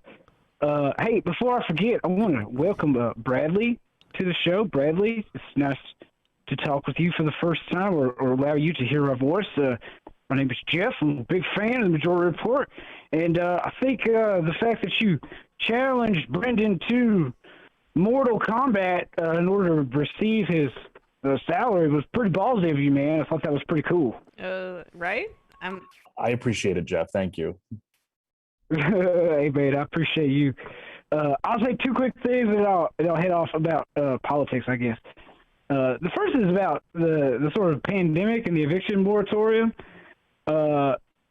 Obviously this is probably based on some of my recent life experience, but I think I had been thinking about this sort of pandemic as a sort of discrete event, but that's not really a good way to think about it, honestly, because we've had a lot of cascading problems in terms of people who work for a living in this country and being able to do that decently and get decent medical care, education, et cetera, et cetera. This has been a long time coming in some ways, and in a lot of ways, this is just a big old heap of icing on top of a cake that's already been getting pretty bad because people get sick from other things during the pandemic. Other medical conditions happen during the pandemic, other tragedies, accidents, life mistakes, events, et cetera, all that stuff. It keeps happening during the pandemic. It doesn't stop. And we have dealt with that stuff, even less now. Yep. Than we did in the past. The other real quick thing I would say about Congress's inability to get its shit together, for lack of a better way of putting it, I guess, is I don't want to overly glamorize the House of Representatives or anything, but they do seem to have at least had an eye on a calendar, more or less, throughout most of this. There has been some sense of urgency, right, I think, in passing legislation and bills or whatever. Now, some of that may be because they know a lot of it won't pass, but the real problem here, I think, is the United States Senate. They've never really been able to fully tap into the fact that, of just how bad things are. The House seems to be at least somewhat more responsive to the sort of crises that we've gone through over the past, going on 2 years now, it seems, right? I don't know what you think about that. Well, I think the senators are proud of that. When you hear Sinema and Manchin talk about that's what they're supposed to do. They're supposed to slow things down, make sure that it's deliberative. It's the deliberativeness of the body. It is to not let the passions of the country. It's another way of saying that is not let there to be too much democracy. Right. Take over. The Senate itself is an incredibly problematic institution. It's been worse. At one point, obviously, you know this, Jeff. We didn't even directly elect the senators, but it's absurd. It's absurd that you have the Senate controlled by a party that got 40 million less votes for the people there. And it's absurd that, with all due respect, North Dakota gets the same amount of representation in the Senate as New York State. What is fundamentally the difference? New York State has rural parts of it that are a lot like North Dakota, actually. Exactly. North Dakota, yeah. Exactly. Even the standard liberal narrative, from Robert Caro in the LBJ biography, is we got to a point where everyone was just sick of the Senate. Nobody saw a way forward, and this guy from Texas figured out how to make it kind of work in a way that bought us basically another half century on it. Yep. And we're basically just back where we are now, that this institution doesn't work. So are you suggesting that Joe Biden should begin to talk more about his hog to the United States Senate, or perhaps defecate while on the phone with them, or it's worked very well for me. I mean, you can't argue with results. you really can't, man. You really can't. Thank you, Majority Report. It's a great show. I love you guys. Y'all have a good one now. Are we going to see you here? I'll be up here in the Southern Tier for a few weeks. So if you'd like a visit, I would be up for making a trip into the cities for sure. Oh yeah. All right. Well, we should chat about that, Jeff. Send us an email. Let's do that, man. All right. Good luck with those teenagers, man. Bye now. Yo! Folks, check out Dissident Peasant. Great history in that podcast. Let's talk a little bit about. Well, we're talking about the Delta variant, and again, one of the other issues that does not come up when it comes to the Delta virus. It's one thing to say that, well, if you're vaccinated, you are largely protected from any type of serious COVID, and I think that's true. Especially if you're in a younger cohort. Yes. And don't have if you're older, if you're over 65, even if you're vaccinated, there's still some significant danger there. 97% of people hospitalized with COVID are unvaccinated. So yes, and those 3% tend to be people who are over the age of 65. Right.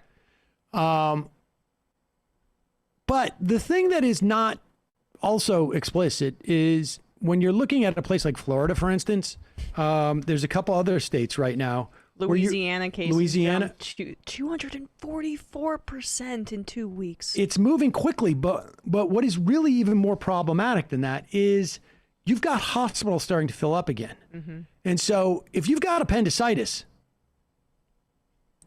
the fact that the hospital beds may be taken up by COVID patients affects you even if you're vaccinated and you don't have COVID.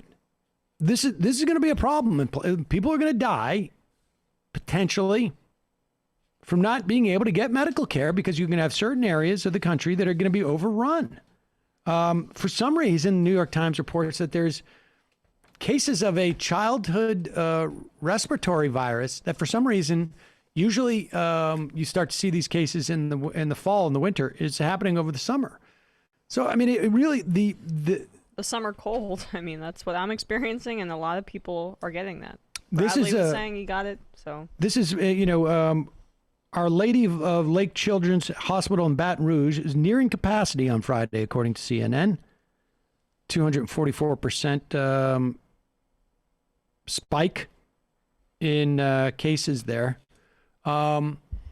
Here is Senator Ron Johnson on Brian Kilmeade on Fox Friday, explaining why the vaccination mandate or a vaccination mandate is only legit in some very narrow circumstances. You see that if you have this virus and you spread the virus and you're unvaccinated, you have a chance of better chance of being hospitalized. But I don't think you can mandate someone get vaccinated. I'm pretty sure that we've never done that before, and it was a month ago when both Kamala Harris and the president said, I can't force anyone to do it. But Europe is doing that. Could you ever get behind a vaccine mandate for everybody?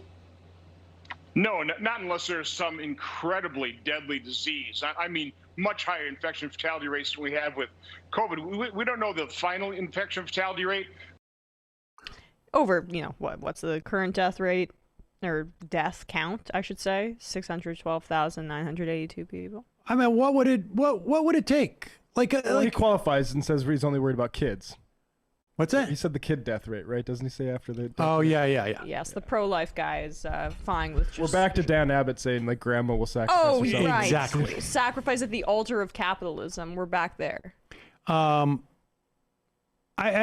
think they should tease this out. I mean, we should probably have how many millions of Americans need to die or could potentially die for it to be legitimate to have a vaccine mandate? I mean, look, it is I do think that having a vaccine mandate, particularly in this kind of environment, is a little bit a little bit nerve-wracking. I understand that because, you know, if Donald Trump were president right now and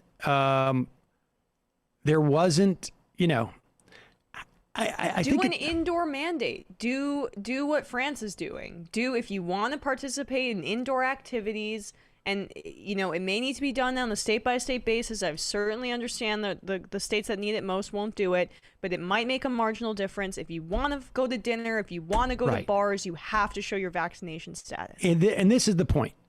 Nobody's being mandated to get a vaccine. What it is, it's saying that that we create restrictions. So like, for instance, if you want to go to school and you want to send your kid to school or you want to send your kid to camp, they need to have certain vaccinations so they don't give other kids, hepatitis. Yeah, but this is a newer thing, so it's scary. See, and I also think like peer pressure is against people getting the vaccine in certain areas. So you need to mandate it in places like that. So people basically have an out for like, oh, why did you get vaccinated? Well, I wanted to go to this thing, or I needed to go to that thing. Right. People want to go to the NBA playoffs. People want to, go see their favorite band. Like these, if people want to participate in the society that they're so desperate to have reopen without having to sacrifice any of like their small number of anxieties about a vaccine that don't apparently apply to the rampant disease that's killed over 600,000 people in this country, then you got to make it. You've got to make it a little tough for them. You've got to incentivize it. In that political piece that you were talking about, Sam, last week, the Lake of the Ozarks one, that one woman was like, I won't get it for anything else, but if I do have to if I want to go to the county fair that's mandating I get vaccinated to see Gabriel Fluffy Iglesias, that's what'll do it. So I mean, it's really arbitrary and really random what will really incentivize or mandate people to do it. But people do have actual carrots. Like it's not as if it's impossible. There actually does need to be some incentive. And it compounds itself because it's in these places that have these really low vaccination rates and these high new Delta rates, they barely close down in the first place. So it doesn't necessarily, people don't feel like they're not a part of society, and that's, I think, one of the things that needs to happen. Yeah, the idea that you would just go get a vaccine that is going to probably make you feel pretty shitty a couple times over the next few months just for your civic duty, we're not there as a country. No, we're not. No, no, we're not. All right. Bradley just I totally Bradley, did you forgot see to that? pull You got that? We're gonna get that Rubin clip, and I also want to get the Crowder animation. We need to talk about that at least briefly and tease what we're gonna be doing about that. But let's go over where we are on the infrastructure bill. Chuck Schumer is determined to get these to have two things happen before they go on their August recess, and I don't know exactly when they're going. Are they going at the end of this week? I think. In the Senate? Yes, that's why they want this done. They want all the by the end of the procedural stuff, and they want basically to pass the bipartisan bill in the Senate. They also want to try and get the vote-a-rama done on the reconciliation bill. We'll see. But here is AOC on with Jake Tapper, basically putting a line in the sand saying that they will hold up the bipartisan infrastructure proposal if the reconciliation bill doesn't come hand in hand with it. They're laying it down right here. And will you vote for it? We have to hold on to that bargain. If there is not a reconciliation bill in the House, and if the Senate does not pass the reconciliation bill, we will uphold our end of the bargain and not pass the bipartisan bill until we get all of these investments in. And I want to be clear that the investments in the bipartisan bill are not all, candy land. There are some of these quote unquote pay-fors that are very alarming that we need to see the language on. For example, some of the language around privatizing public infrastructure, putting toll roads, leasing public infrastructure to private entities are very concerning and should be concerning to every American. So we really need to see that language and see what's put in there until it reaches, when it reaches the House. Bipartisan doesn't always mean that that it's in the interest of the public good, frankly. Sometimes there's a lot of corporate lobbyist giveaways in some of these bills. Okay, so when it comes to the infrastructure package, you disagree with your fellow Democrat, Congresswoman Alyssa Slotkin of Michigan, who told Politico, quote, strike while the iron's hot. If you get a deal and if it's significant money, don't let it sit. It does not age well. You disagree. Well, we have a deal, and the deal is reconciliation for the bipartisan infrastructure bill. Okay, yeah, you've made your point. You have called out Arizona Senator Kyrsten Sinema for saying she does not support the budget reconciliation package, $3.5 trillion for all sorts of priorities. Because I want to make something clear that I think is interesting here. We do need to see the language on the privatization, but all the reports that I've seen so far say that the privatization provisions are actually much smaller than they were initially. They got watered down, thankfully. Initially, they were really horrific. But what she's doing there, again, is she is providing cover for, she is staking out that this is going to be a compromise for us. We're going to have to eat some crap. Mm-hmm. And just by articulating that, it gives room for a Joe Manchin to eat some crap. They can justify it because they're going to say, like, you know, look at the other guy. You think this is bad? Look at the other guy. Right. And even if it's not, even if she's really not that concerned about the privatization, because you're talking about I think it's a couple $100 million in a, you know, $500 billion worth of new spending. It's still an effective cudgel. It's a very effective way that gives space for Joe Manchin. A lot of this is like kabuki in that respect. Now, it's also possible that the language gets there and it's horrible, but all right, continue.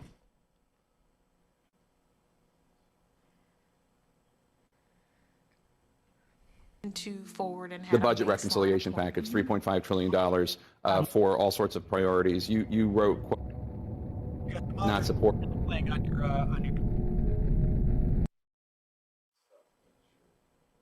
The budget reconciliation package, $3.5 trillion for all sorts of priorities. You wrote, quote, good luck tanking your own party's investment on childcare, climate action, and infrastructure while presuming you'll survive a 3-vote House margin. Yeah, I mean, that's the thing. This is the deal. And we have a tight margin in the Senate. I respect that we have to get Senator, Sinema and Manchin's vote on reconciliation. They should also respect that there's a very tight House margin and that we have to be able to uphold our end of the bargain as well. And House progressives are also part of that majority. And how many House progressives do you think are with you on this? I believe a very large amount of the progressive caucus. The total amount is about 90. I am not the whip of the progressive caucus, but what I can tell you is that it's certainly more than 3. And it is in the double digits, absolutely. Enough to prevent it from passing. More than enough. This is great. This is exactly what some people online that were calling for her to do with her high public profile, which is essentially use her leverage. If she's saying this publicly, she has confidence that she's got, Cori Bush, Jamal Bowman, she's got Ilhan Omar. There's going to be enough people that if these bills are not joined at the hip, which is, it's helpful for her that Nancy Pelosi's also said this publicly, they're gonna use their leverage, and that's excellent. And also, what's important is that there's a buildup here. She's out there making the case beforehand. She's thrown down the gauntlet. Well, yeah. But she's thrown down the gauntlet. But I want to be clear here. She is framing this as we have a deal, and if they do something to break the deal, they're breaking the deal. Right. We are the ones who are being reasonable, and we have a deal, and they are publicizing and creating the expectations. Here's the deal. And if those two bills don't show up at the same time, they broke the deal. We didn't break the deal. And that is crucial to being able to sort of like have, frankly, the support and to avoid the blowback on something like this. And she must have the go-ahead by Pramila Jayapal as well, too, who chairs the Progressive Caucus. Like, there is something, I think they're being very strategic about this, and it might signal that Jayapal's leadership has substantively different motives and modes of operation than under Pocan. It's going to be a bit more aggressive. Yes, I think that's supposedly what was the case, and also it's just easier when you got one person as opposed to two. I just want to say, and the one person is Jayapal as opposed to Pecan. Right. But they were co-chairs. No, I know. Yeah. All CIA agents in the Democratic Party should be primaried out of office. Is my take on Slotkin. Oh yeah, Slotkin. Yeah. Right. Without a doubt. Here is Joe Manchin on that same show with Jake Tapper following AOC. AOC has laid it down. The deal is we get both packages come to the floor simultaneously. That's the deal. If that doesn't happen, here's the deal. If that doesn't happen, they broke the deal, not us. When we vote against it, we're not breaking the deal. They broke the deal. Here is Joe Manchin responding to Jake Tapper's representation of that comment by AOC. Can you guarantee to AOC that a reconciliation package will pass the Senate? Because her concern is that this infrastructure bill might be bipartisan, but it's scaled back so much, it's not as bold as it should be and what the country needs. Can you guarantee her that the reconciliation package will pass? I can't really guarantee anybody, and I have not guaranteed anybody on any of these pieces of legislation. We would like to do more. Yeah, you can do what you can pay for. This is paid for. Our infrastructure bill is all paid for. We don't have a debt that we're going to incur more debt and throwing onto it. And on the other, as far as the reconciliation, It's just like the obsession with pay-fors. They could easily pay for whatever they want to do if they choose to raise taxes, but this bipartisan bill doesn't raise a dime in taxes on the people that need to be whose taxes need to be raised. It's all mostly leftover money from COVID relief. And it's a lot of accounting tricks too. It's a lot of accounting tricks. It's ridiculous. It's just a masturbatory exercise, and then he's pretending like it has, anywhere near the substance of what they're coming up with in reconciliation. But the bottom line though is the other way to look at this is he's saying like we've come up with pay-fors. It's a lot of it's accounting tricks, right? Right. But he is not necessarily saying you can't raise taxes. Like the reconciliation bill will raise these taxes. And it will, the pay-for thing is just a game that these centrists play. No, he's just putting it up against the reconciliation package. We have pay-fors. But my point is that I think you're going to get those pay-fors, or at least on paper, and it's going to suit it, and it's going to. You don't need. You're not creating deficits 10 years out, and that's the whole trick here. But you're not creating that because you're basically only making a 9-year bill for a lot of these things. Essentially, it's all gamesmanship and it's all just posturing. But continue. Going on to it, and on the other, as far as the reconciliation bill, should be looked at the same. That's why I said we're going to get the budget resolution. Let's start the process and then see where it goes.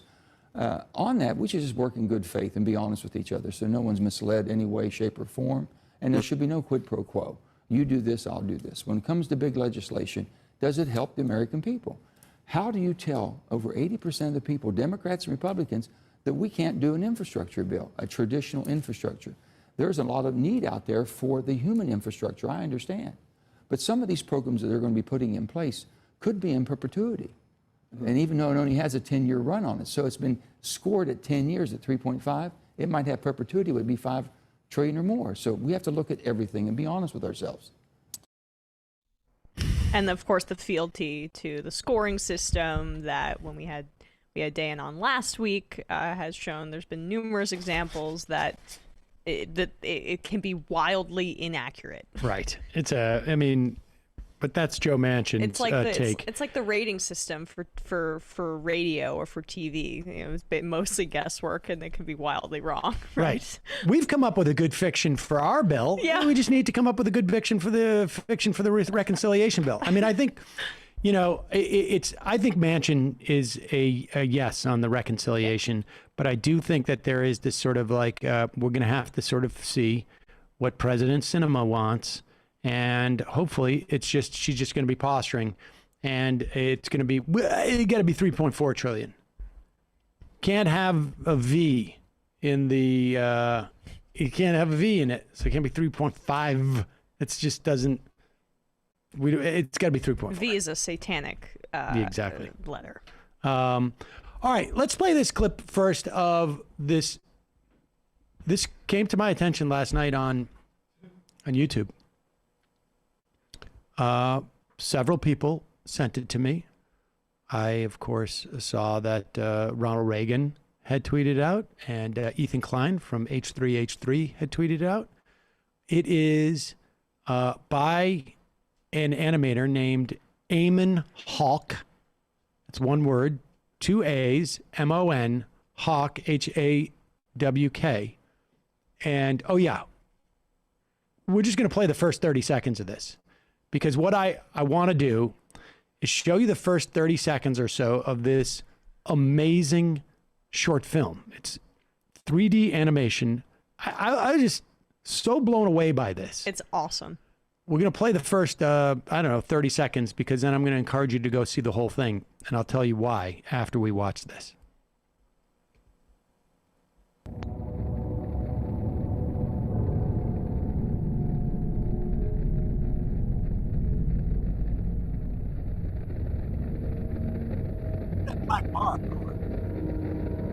Okay. Right. All right, let me check this. Okay. All right, I'll give you a countdown, and then I'll 3, 2. All right. Okay, I'm really glad to have my next guest. Oh. Okay. I've watched this already like 25 times. I almost tear up by the end, and I'm like, I can't believe. First of all, this is a and you should check out the other animations Eamon Hawk has. I'm just astonished. Right. The sheer level of artistry involved in this. I'm flabbergasted.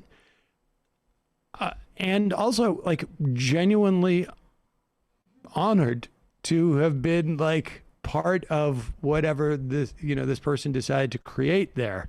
It really is impressive. You have to go watch the whole thing. It is funny and a little bit dark. Yes. We are going to have on the program on Friday, in the second hour of the program, Eamon Hawk is going to come on. A-A-M-O-N, Hawk. Yep. If you He's going to come on. We're going to talk a little bit about what the film is about. But like a lot of artists, I appreciate this. Like, sometimes you don't want to break it down. Like, you want people to be able to sort of make of it what they will. But we're going to talk about the process. They have been really generous with their time. They're going to come on. Yeah, you guys go and find. Well, we'll link to it too. Steven Crowder's Nightmare for Eamon animations. Pull the Tim Pool one just when he's doing his hat. Do you have that one? It's yeah, and it's also pinned on his. There's ones Twitter. up there with Jordan Peterson, and who's that guy? The guy who said that said to Dave Rubin, like, keep pretending you're a liberal. That's really good. Dennis Prager. Yeah, I mean, these things are amazing. I of course am most partial to this, Steven Crowder one, but well, you're familiar with Uncanny Valley, right? So do we have it, Bradley? Okay, put the Tim Pool one up. Just this part where he takes his hat off.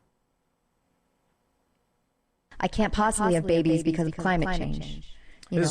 Right, which is nonsense. No. But I do think it's crazy that I'm about to be 34 and I have no family.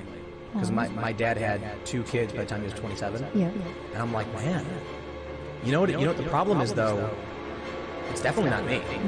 I think it's everybody else.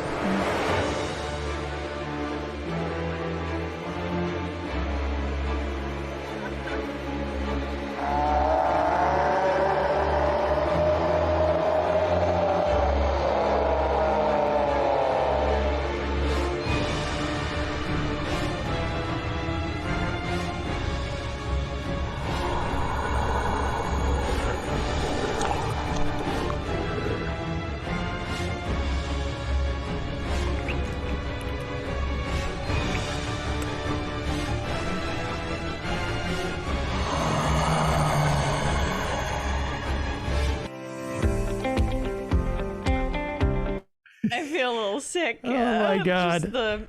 Just so amazing. So amazing. The one gulp of the hot dog right down the head gullet.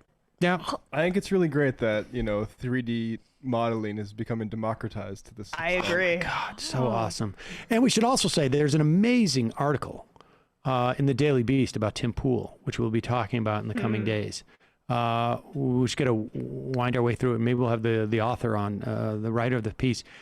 Highly reported, and apparently there's audio recordings of Tim Pool to back up this stuff from a lot of those. Bob Silverman wrote it at the Daily Beast, and there's audio from former employees of Tim Pool. I think Tim Pool at one point tried to kidnap somebody's cat. I think to one of his former employees. So probably to eat I can't it wait. on the top. I can't wait he for was that. saving it from Antifa. Yeah, I can't wait for that to happen around here. His beanie mouth needed sustenance. That's where the cat goes. This is what I'm going to do: is I'm going to force I'm going to fire you all and then make you take my cats. That's. I don't know how that works. I can't take any more cats. I got enough. I guess. And your cats are big.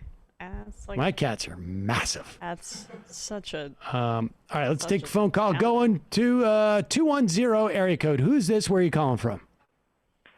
Good afternoon, Sam and Emma. It's John from San Antonio. John from San Antonio. Long time no hear from. We're having it's like a reunion show today.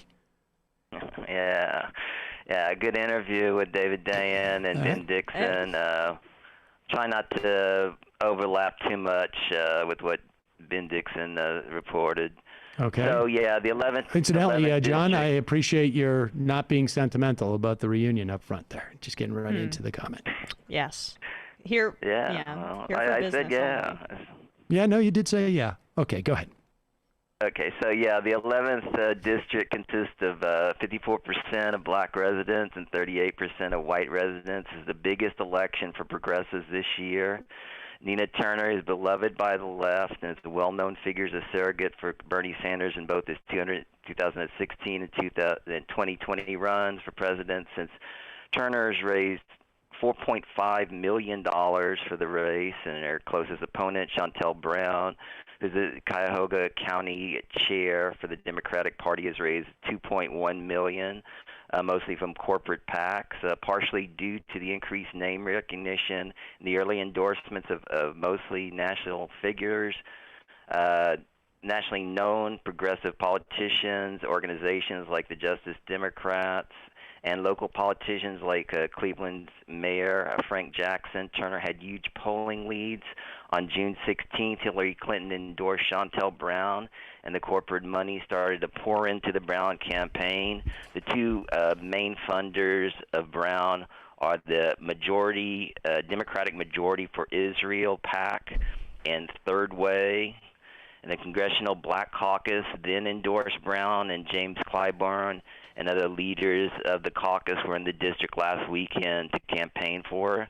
The size of the crowds for the Turner events that were held over the weekend that included Bernie Sanders, Cornel West, and Keith Ellison were much larger.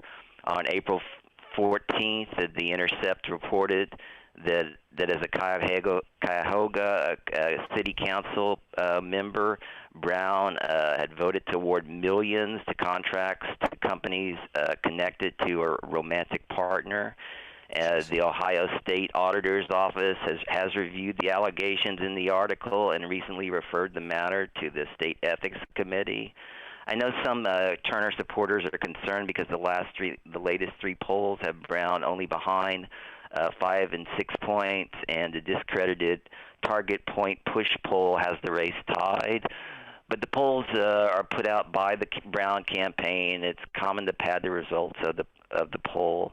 My main concern is that turnout has been low in early voting, which is just common for off-year elections, but it could possibly be troublesome for the favorite Turner. My prediction that Turner will win by 8 points, and as far as this district being gerrymandered, yeah, I seriously doubt that that's going to happen, because I mean the whole point of gerrymandering is the first step that like the Republicans will do is put all the the areas that they have no chance of winning, into one district. Right, and so this is one of those that's districts. already happened. Yep. Yeah. So I mean, that's probably not going to happen. Well, John, so I don't know if you want to comment on anything. Well, here's my comment. I hope you're right.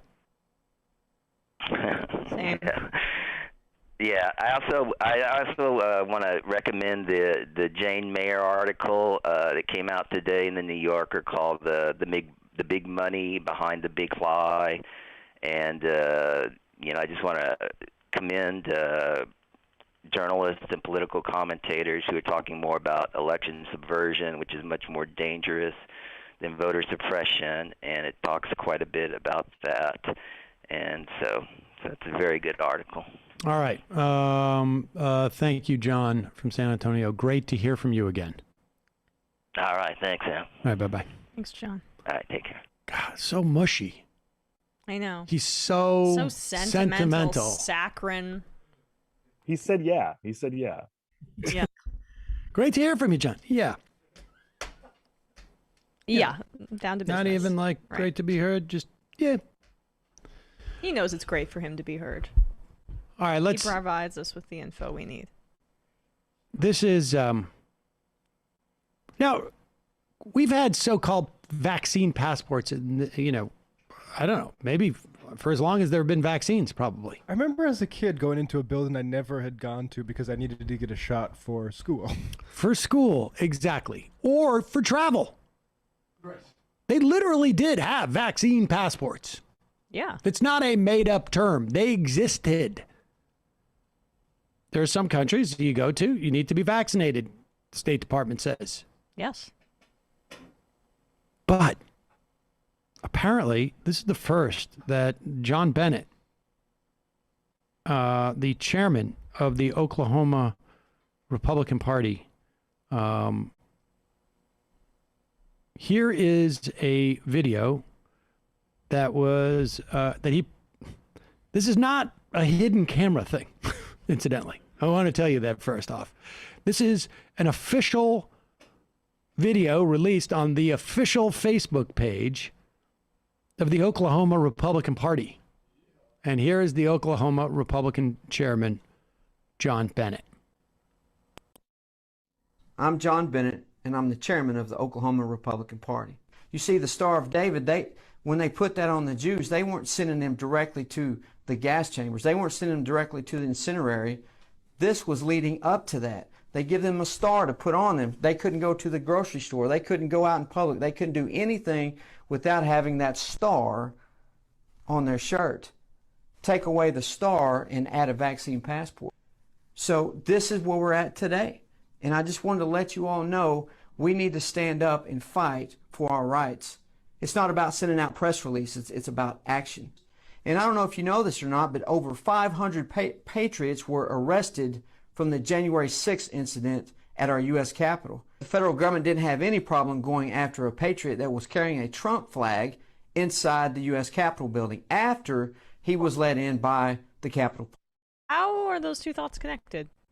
Well, this is clipped, right? I mean, this is clipped of... Right, but this is a monologue. It's him just going off. Right. Yeah, I mean, how long was the original who clipped this tape? Do you know, Bradley?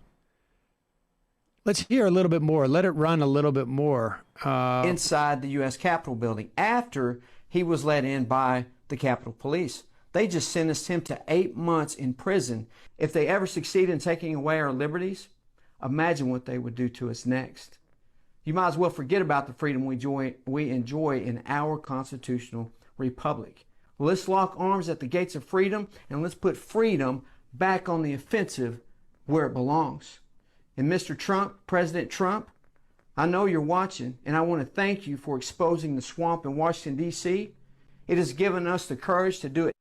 Hold on, wait, freedom on the offensive? Now, look, just because he's chair of the Oklahoma Republican Party doesn't mean that his views reflect the Oklahoma Republican Party. Right. I'm sure that this guy is going to be forced to resign within days.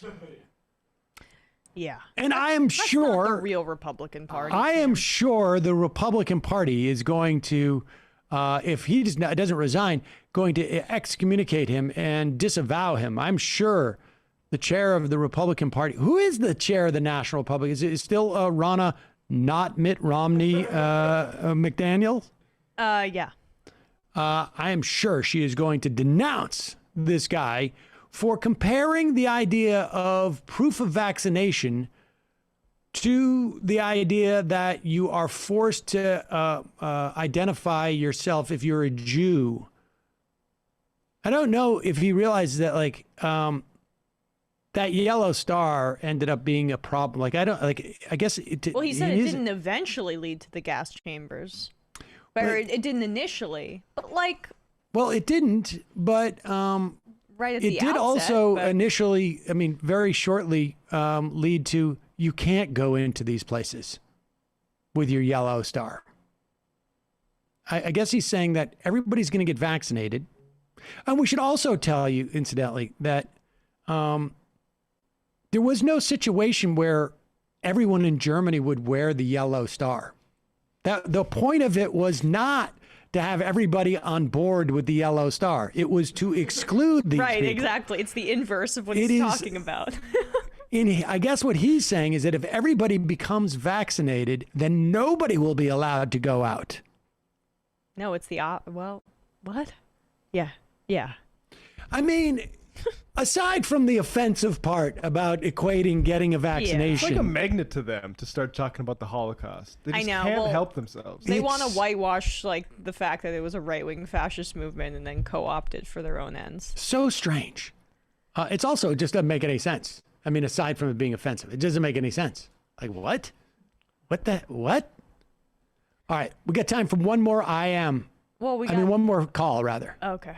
And then the Reuben thing? We have to talk about Okay, Reuben. we'll do one more call, and then we'll do Reuben, and then a couple IMs. Last call of the day, 323 area code. That is a California number, if I'm not mistaken. Hello? Hello? Who's this? Where are you calling from? This is Reno from LA, long-time listener, second-time caller. Reno from LA, welcome to the program. I just wanted to touch on the unemployment insurance and things like that. Mm-hmm. I've been, left-winger for a while now, very young, involved in politics, but I'm only 16. So I started working recently, and I realized just how insanely difficult restaurant jobs are, and I'm just a dishwasher right now. But my hands hurt. My knees ache from standing all day, from watching all day. My hands are peeling. And I have the easiest job there. So the idea that people are being forced to do this work for $7.25, it's just so heartbreaking. It's obscene. And the idea that people don't deserve, breaks from these kinds of things, it's so callous and so inhumane. And I didn't realize the gravity of it until I actually was working there. Wow. Well, there's a lot of people who are far older than you that have absolutely no sense of that as well.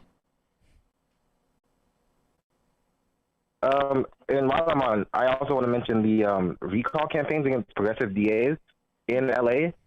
We had a DA called Jackie Lacey, but she lost her election to George Gasson, who is our current DA, and he's just doing the general progressive DA thing. But there's already a recall effort against him for basically nothing. Wow. And I was outside of a Walmart. Go ahead. I was outside of a Walmart, and I talked to the guy who was, trying to collect signatures for it. And this guy had no interest in the actual campaign. I mean, he himself had talked to me about his encounter with police brutality and how brutal it was. And so I'm starting to also notice the astroturf nature of things like that. The only reason he was even out there was because he was getting paid. This is big city tech liberals. They're doing the same thing to Chesa Boudin in San Francisco. It's the Silicon Valley liberal. We got to cover some of this recall thing. It could be a problem. It also could be a problem with Gavin Newsom because if Gavin Newsom loses and Republicans in there, then Dianne Feinstein becomes sort of Damocles. Appreciate the call. Hang in there, man. All right. Thanks, Dan. Thank you. All right. Let's see this. So yeah, Dave Rubin got suspended from Twitter. He did? For 12 hours. Oh my God. I mean, I've been suspended for more than that. Well, because he posted COVID vax misinformation, And this is the worst thing that's ever happened to Dave Rubin, and is going to fuel his content for about 6 years. Yeah, don't burn my Twitter account. You're right, exactly. That's his next book. Let's see this video.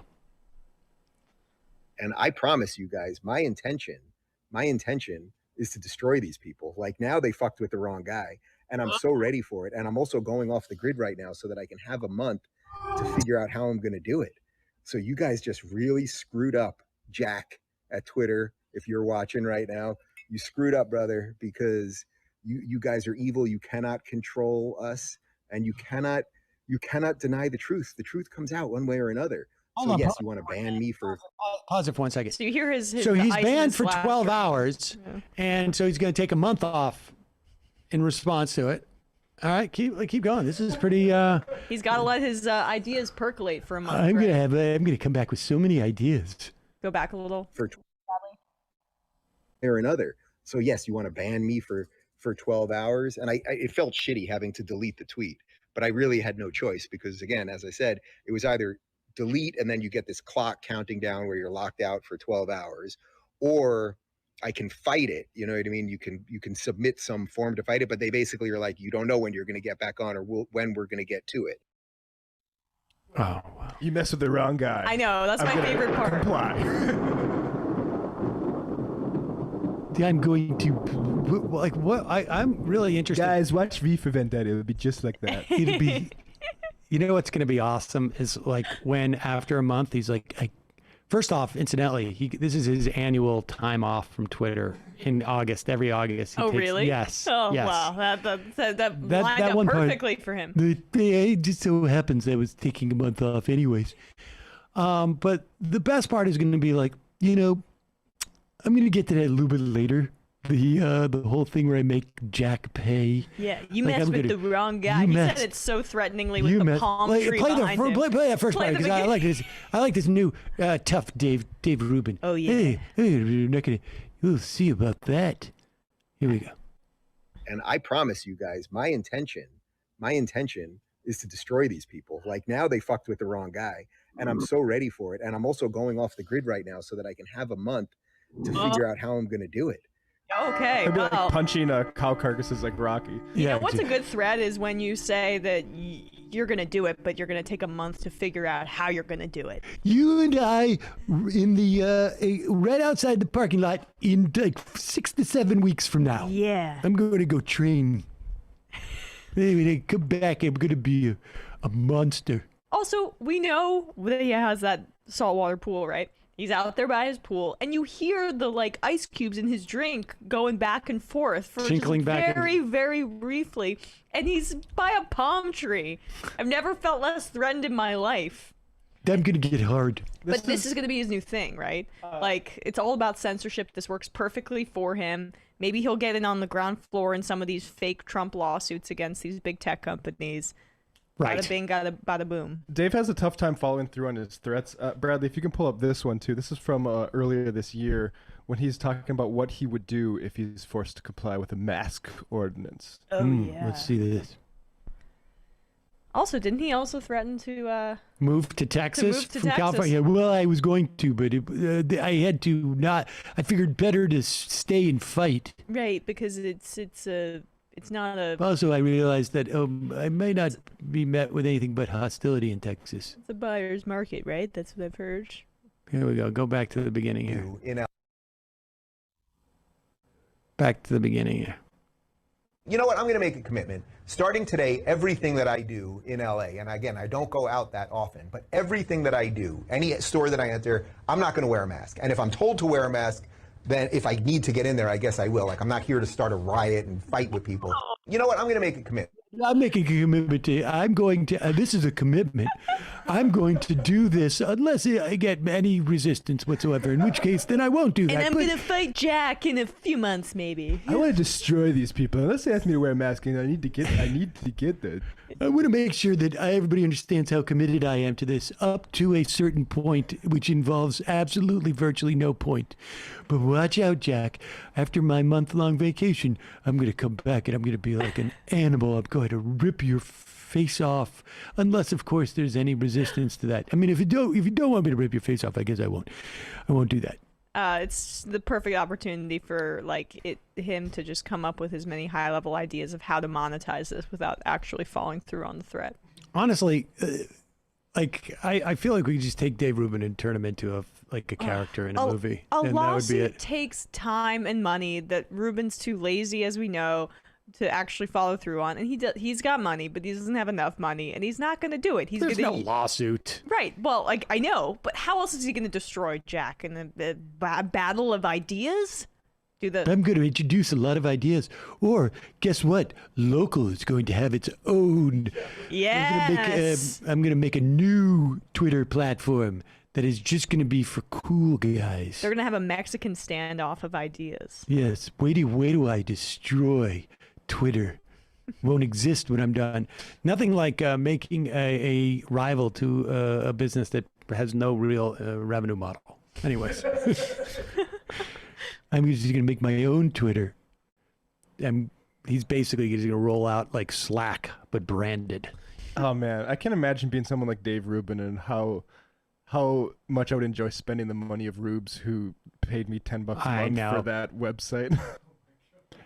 All right, that's it for our call-in portion of the program today. Apologize, folks. Thank you for apologize. We know a lot of people are on hold for a while.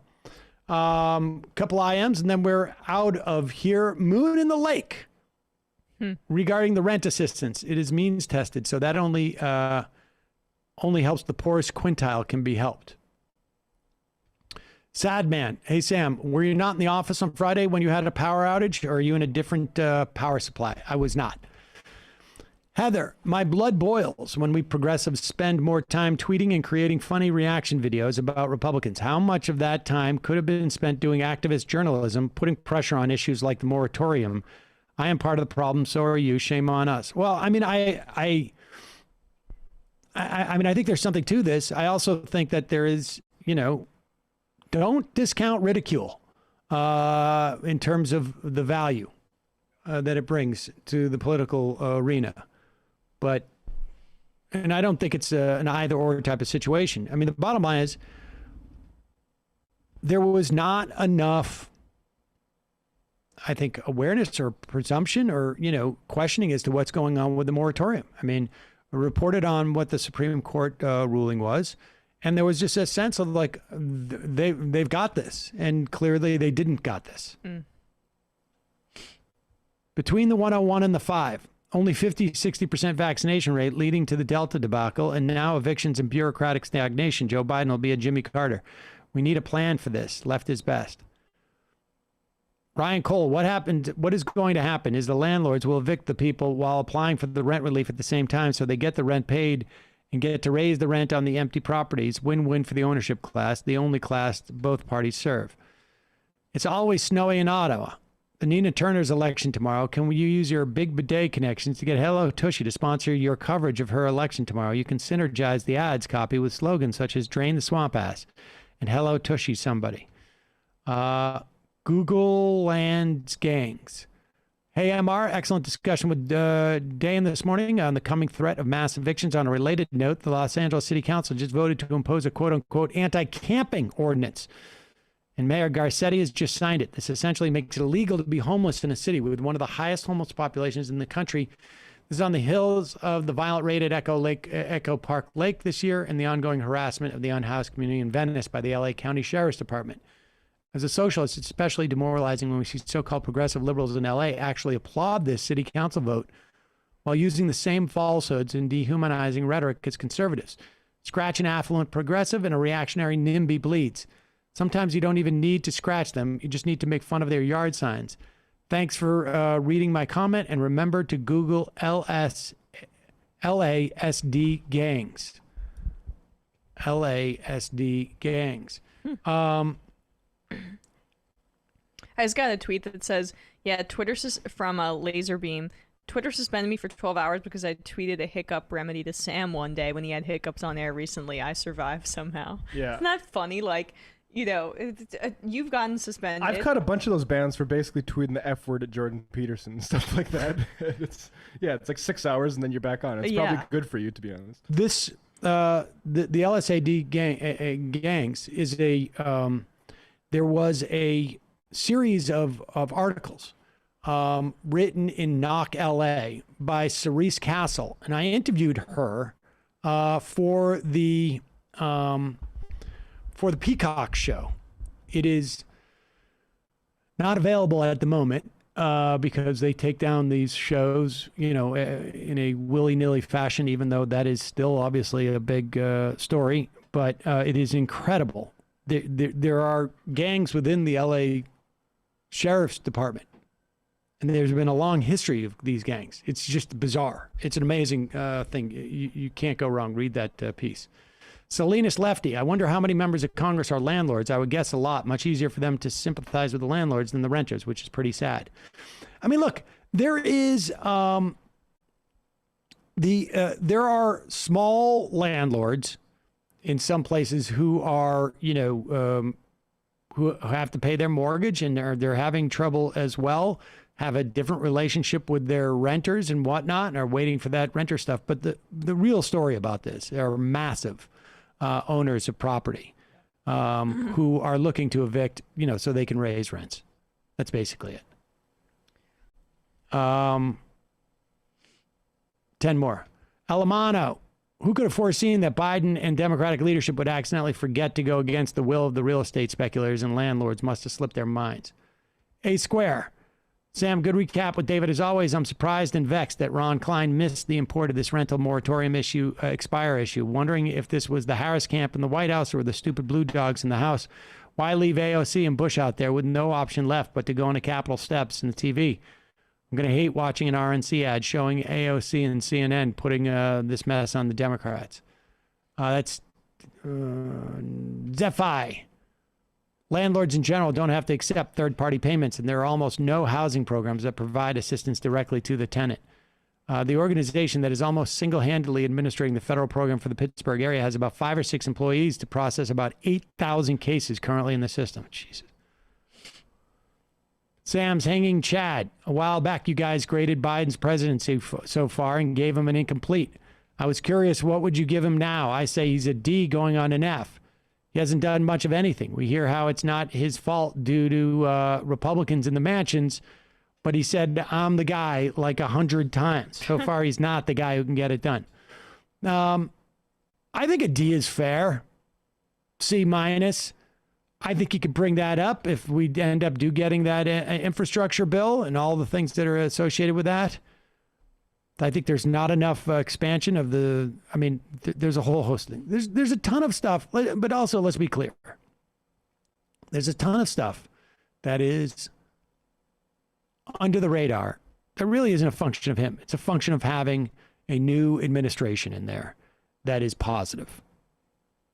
But in terms of what Biden himself can do, and like that is more directly associated specifically with the White House, I think a C minus D is a fair grade at this point. That can come up with that infrastructure bill, but they did not capitalize on what was happening with the COVID relief bill. Immigration stuff has been slow, but better in some respects. But yeah, I think that's fair because let's face it, we're not just grading him against Trump at this point. Yeah. Significantly better than Trump, but not, you know, this is against what he said. And certain like headwinds that would allow, Trump did way more than the average Republican president would do in terms of like putting money out the door, basically. Yeah, I mean, we're grading him against his promises. Eat the rich. I have ADHD, which is a medical speak for I could sooner walk through fire than do detailed paperwork. Navigating how to apply for assistance and check all the boxes has been actual hell. Henry. Hey, Sam, I also now have vaccinated friends who got Delta. What do you think the odds on a fall-winter lockdown will be? I think not very high, frankly. But we'll see. DSA Golf Caucus. We need to talk about your haunting of Steven Crowder. We did.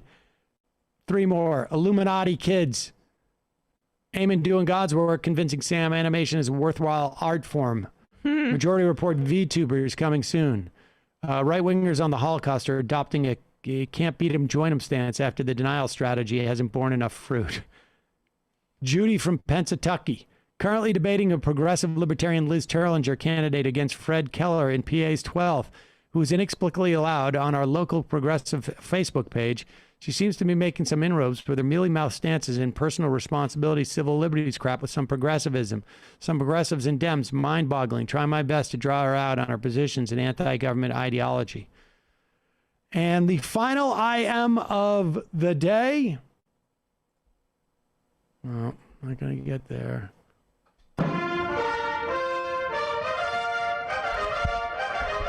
Colorado guy.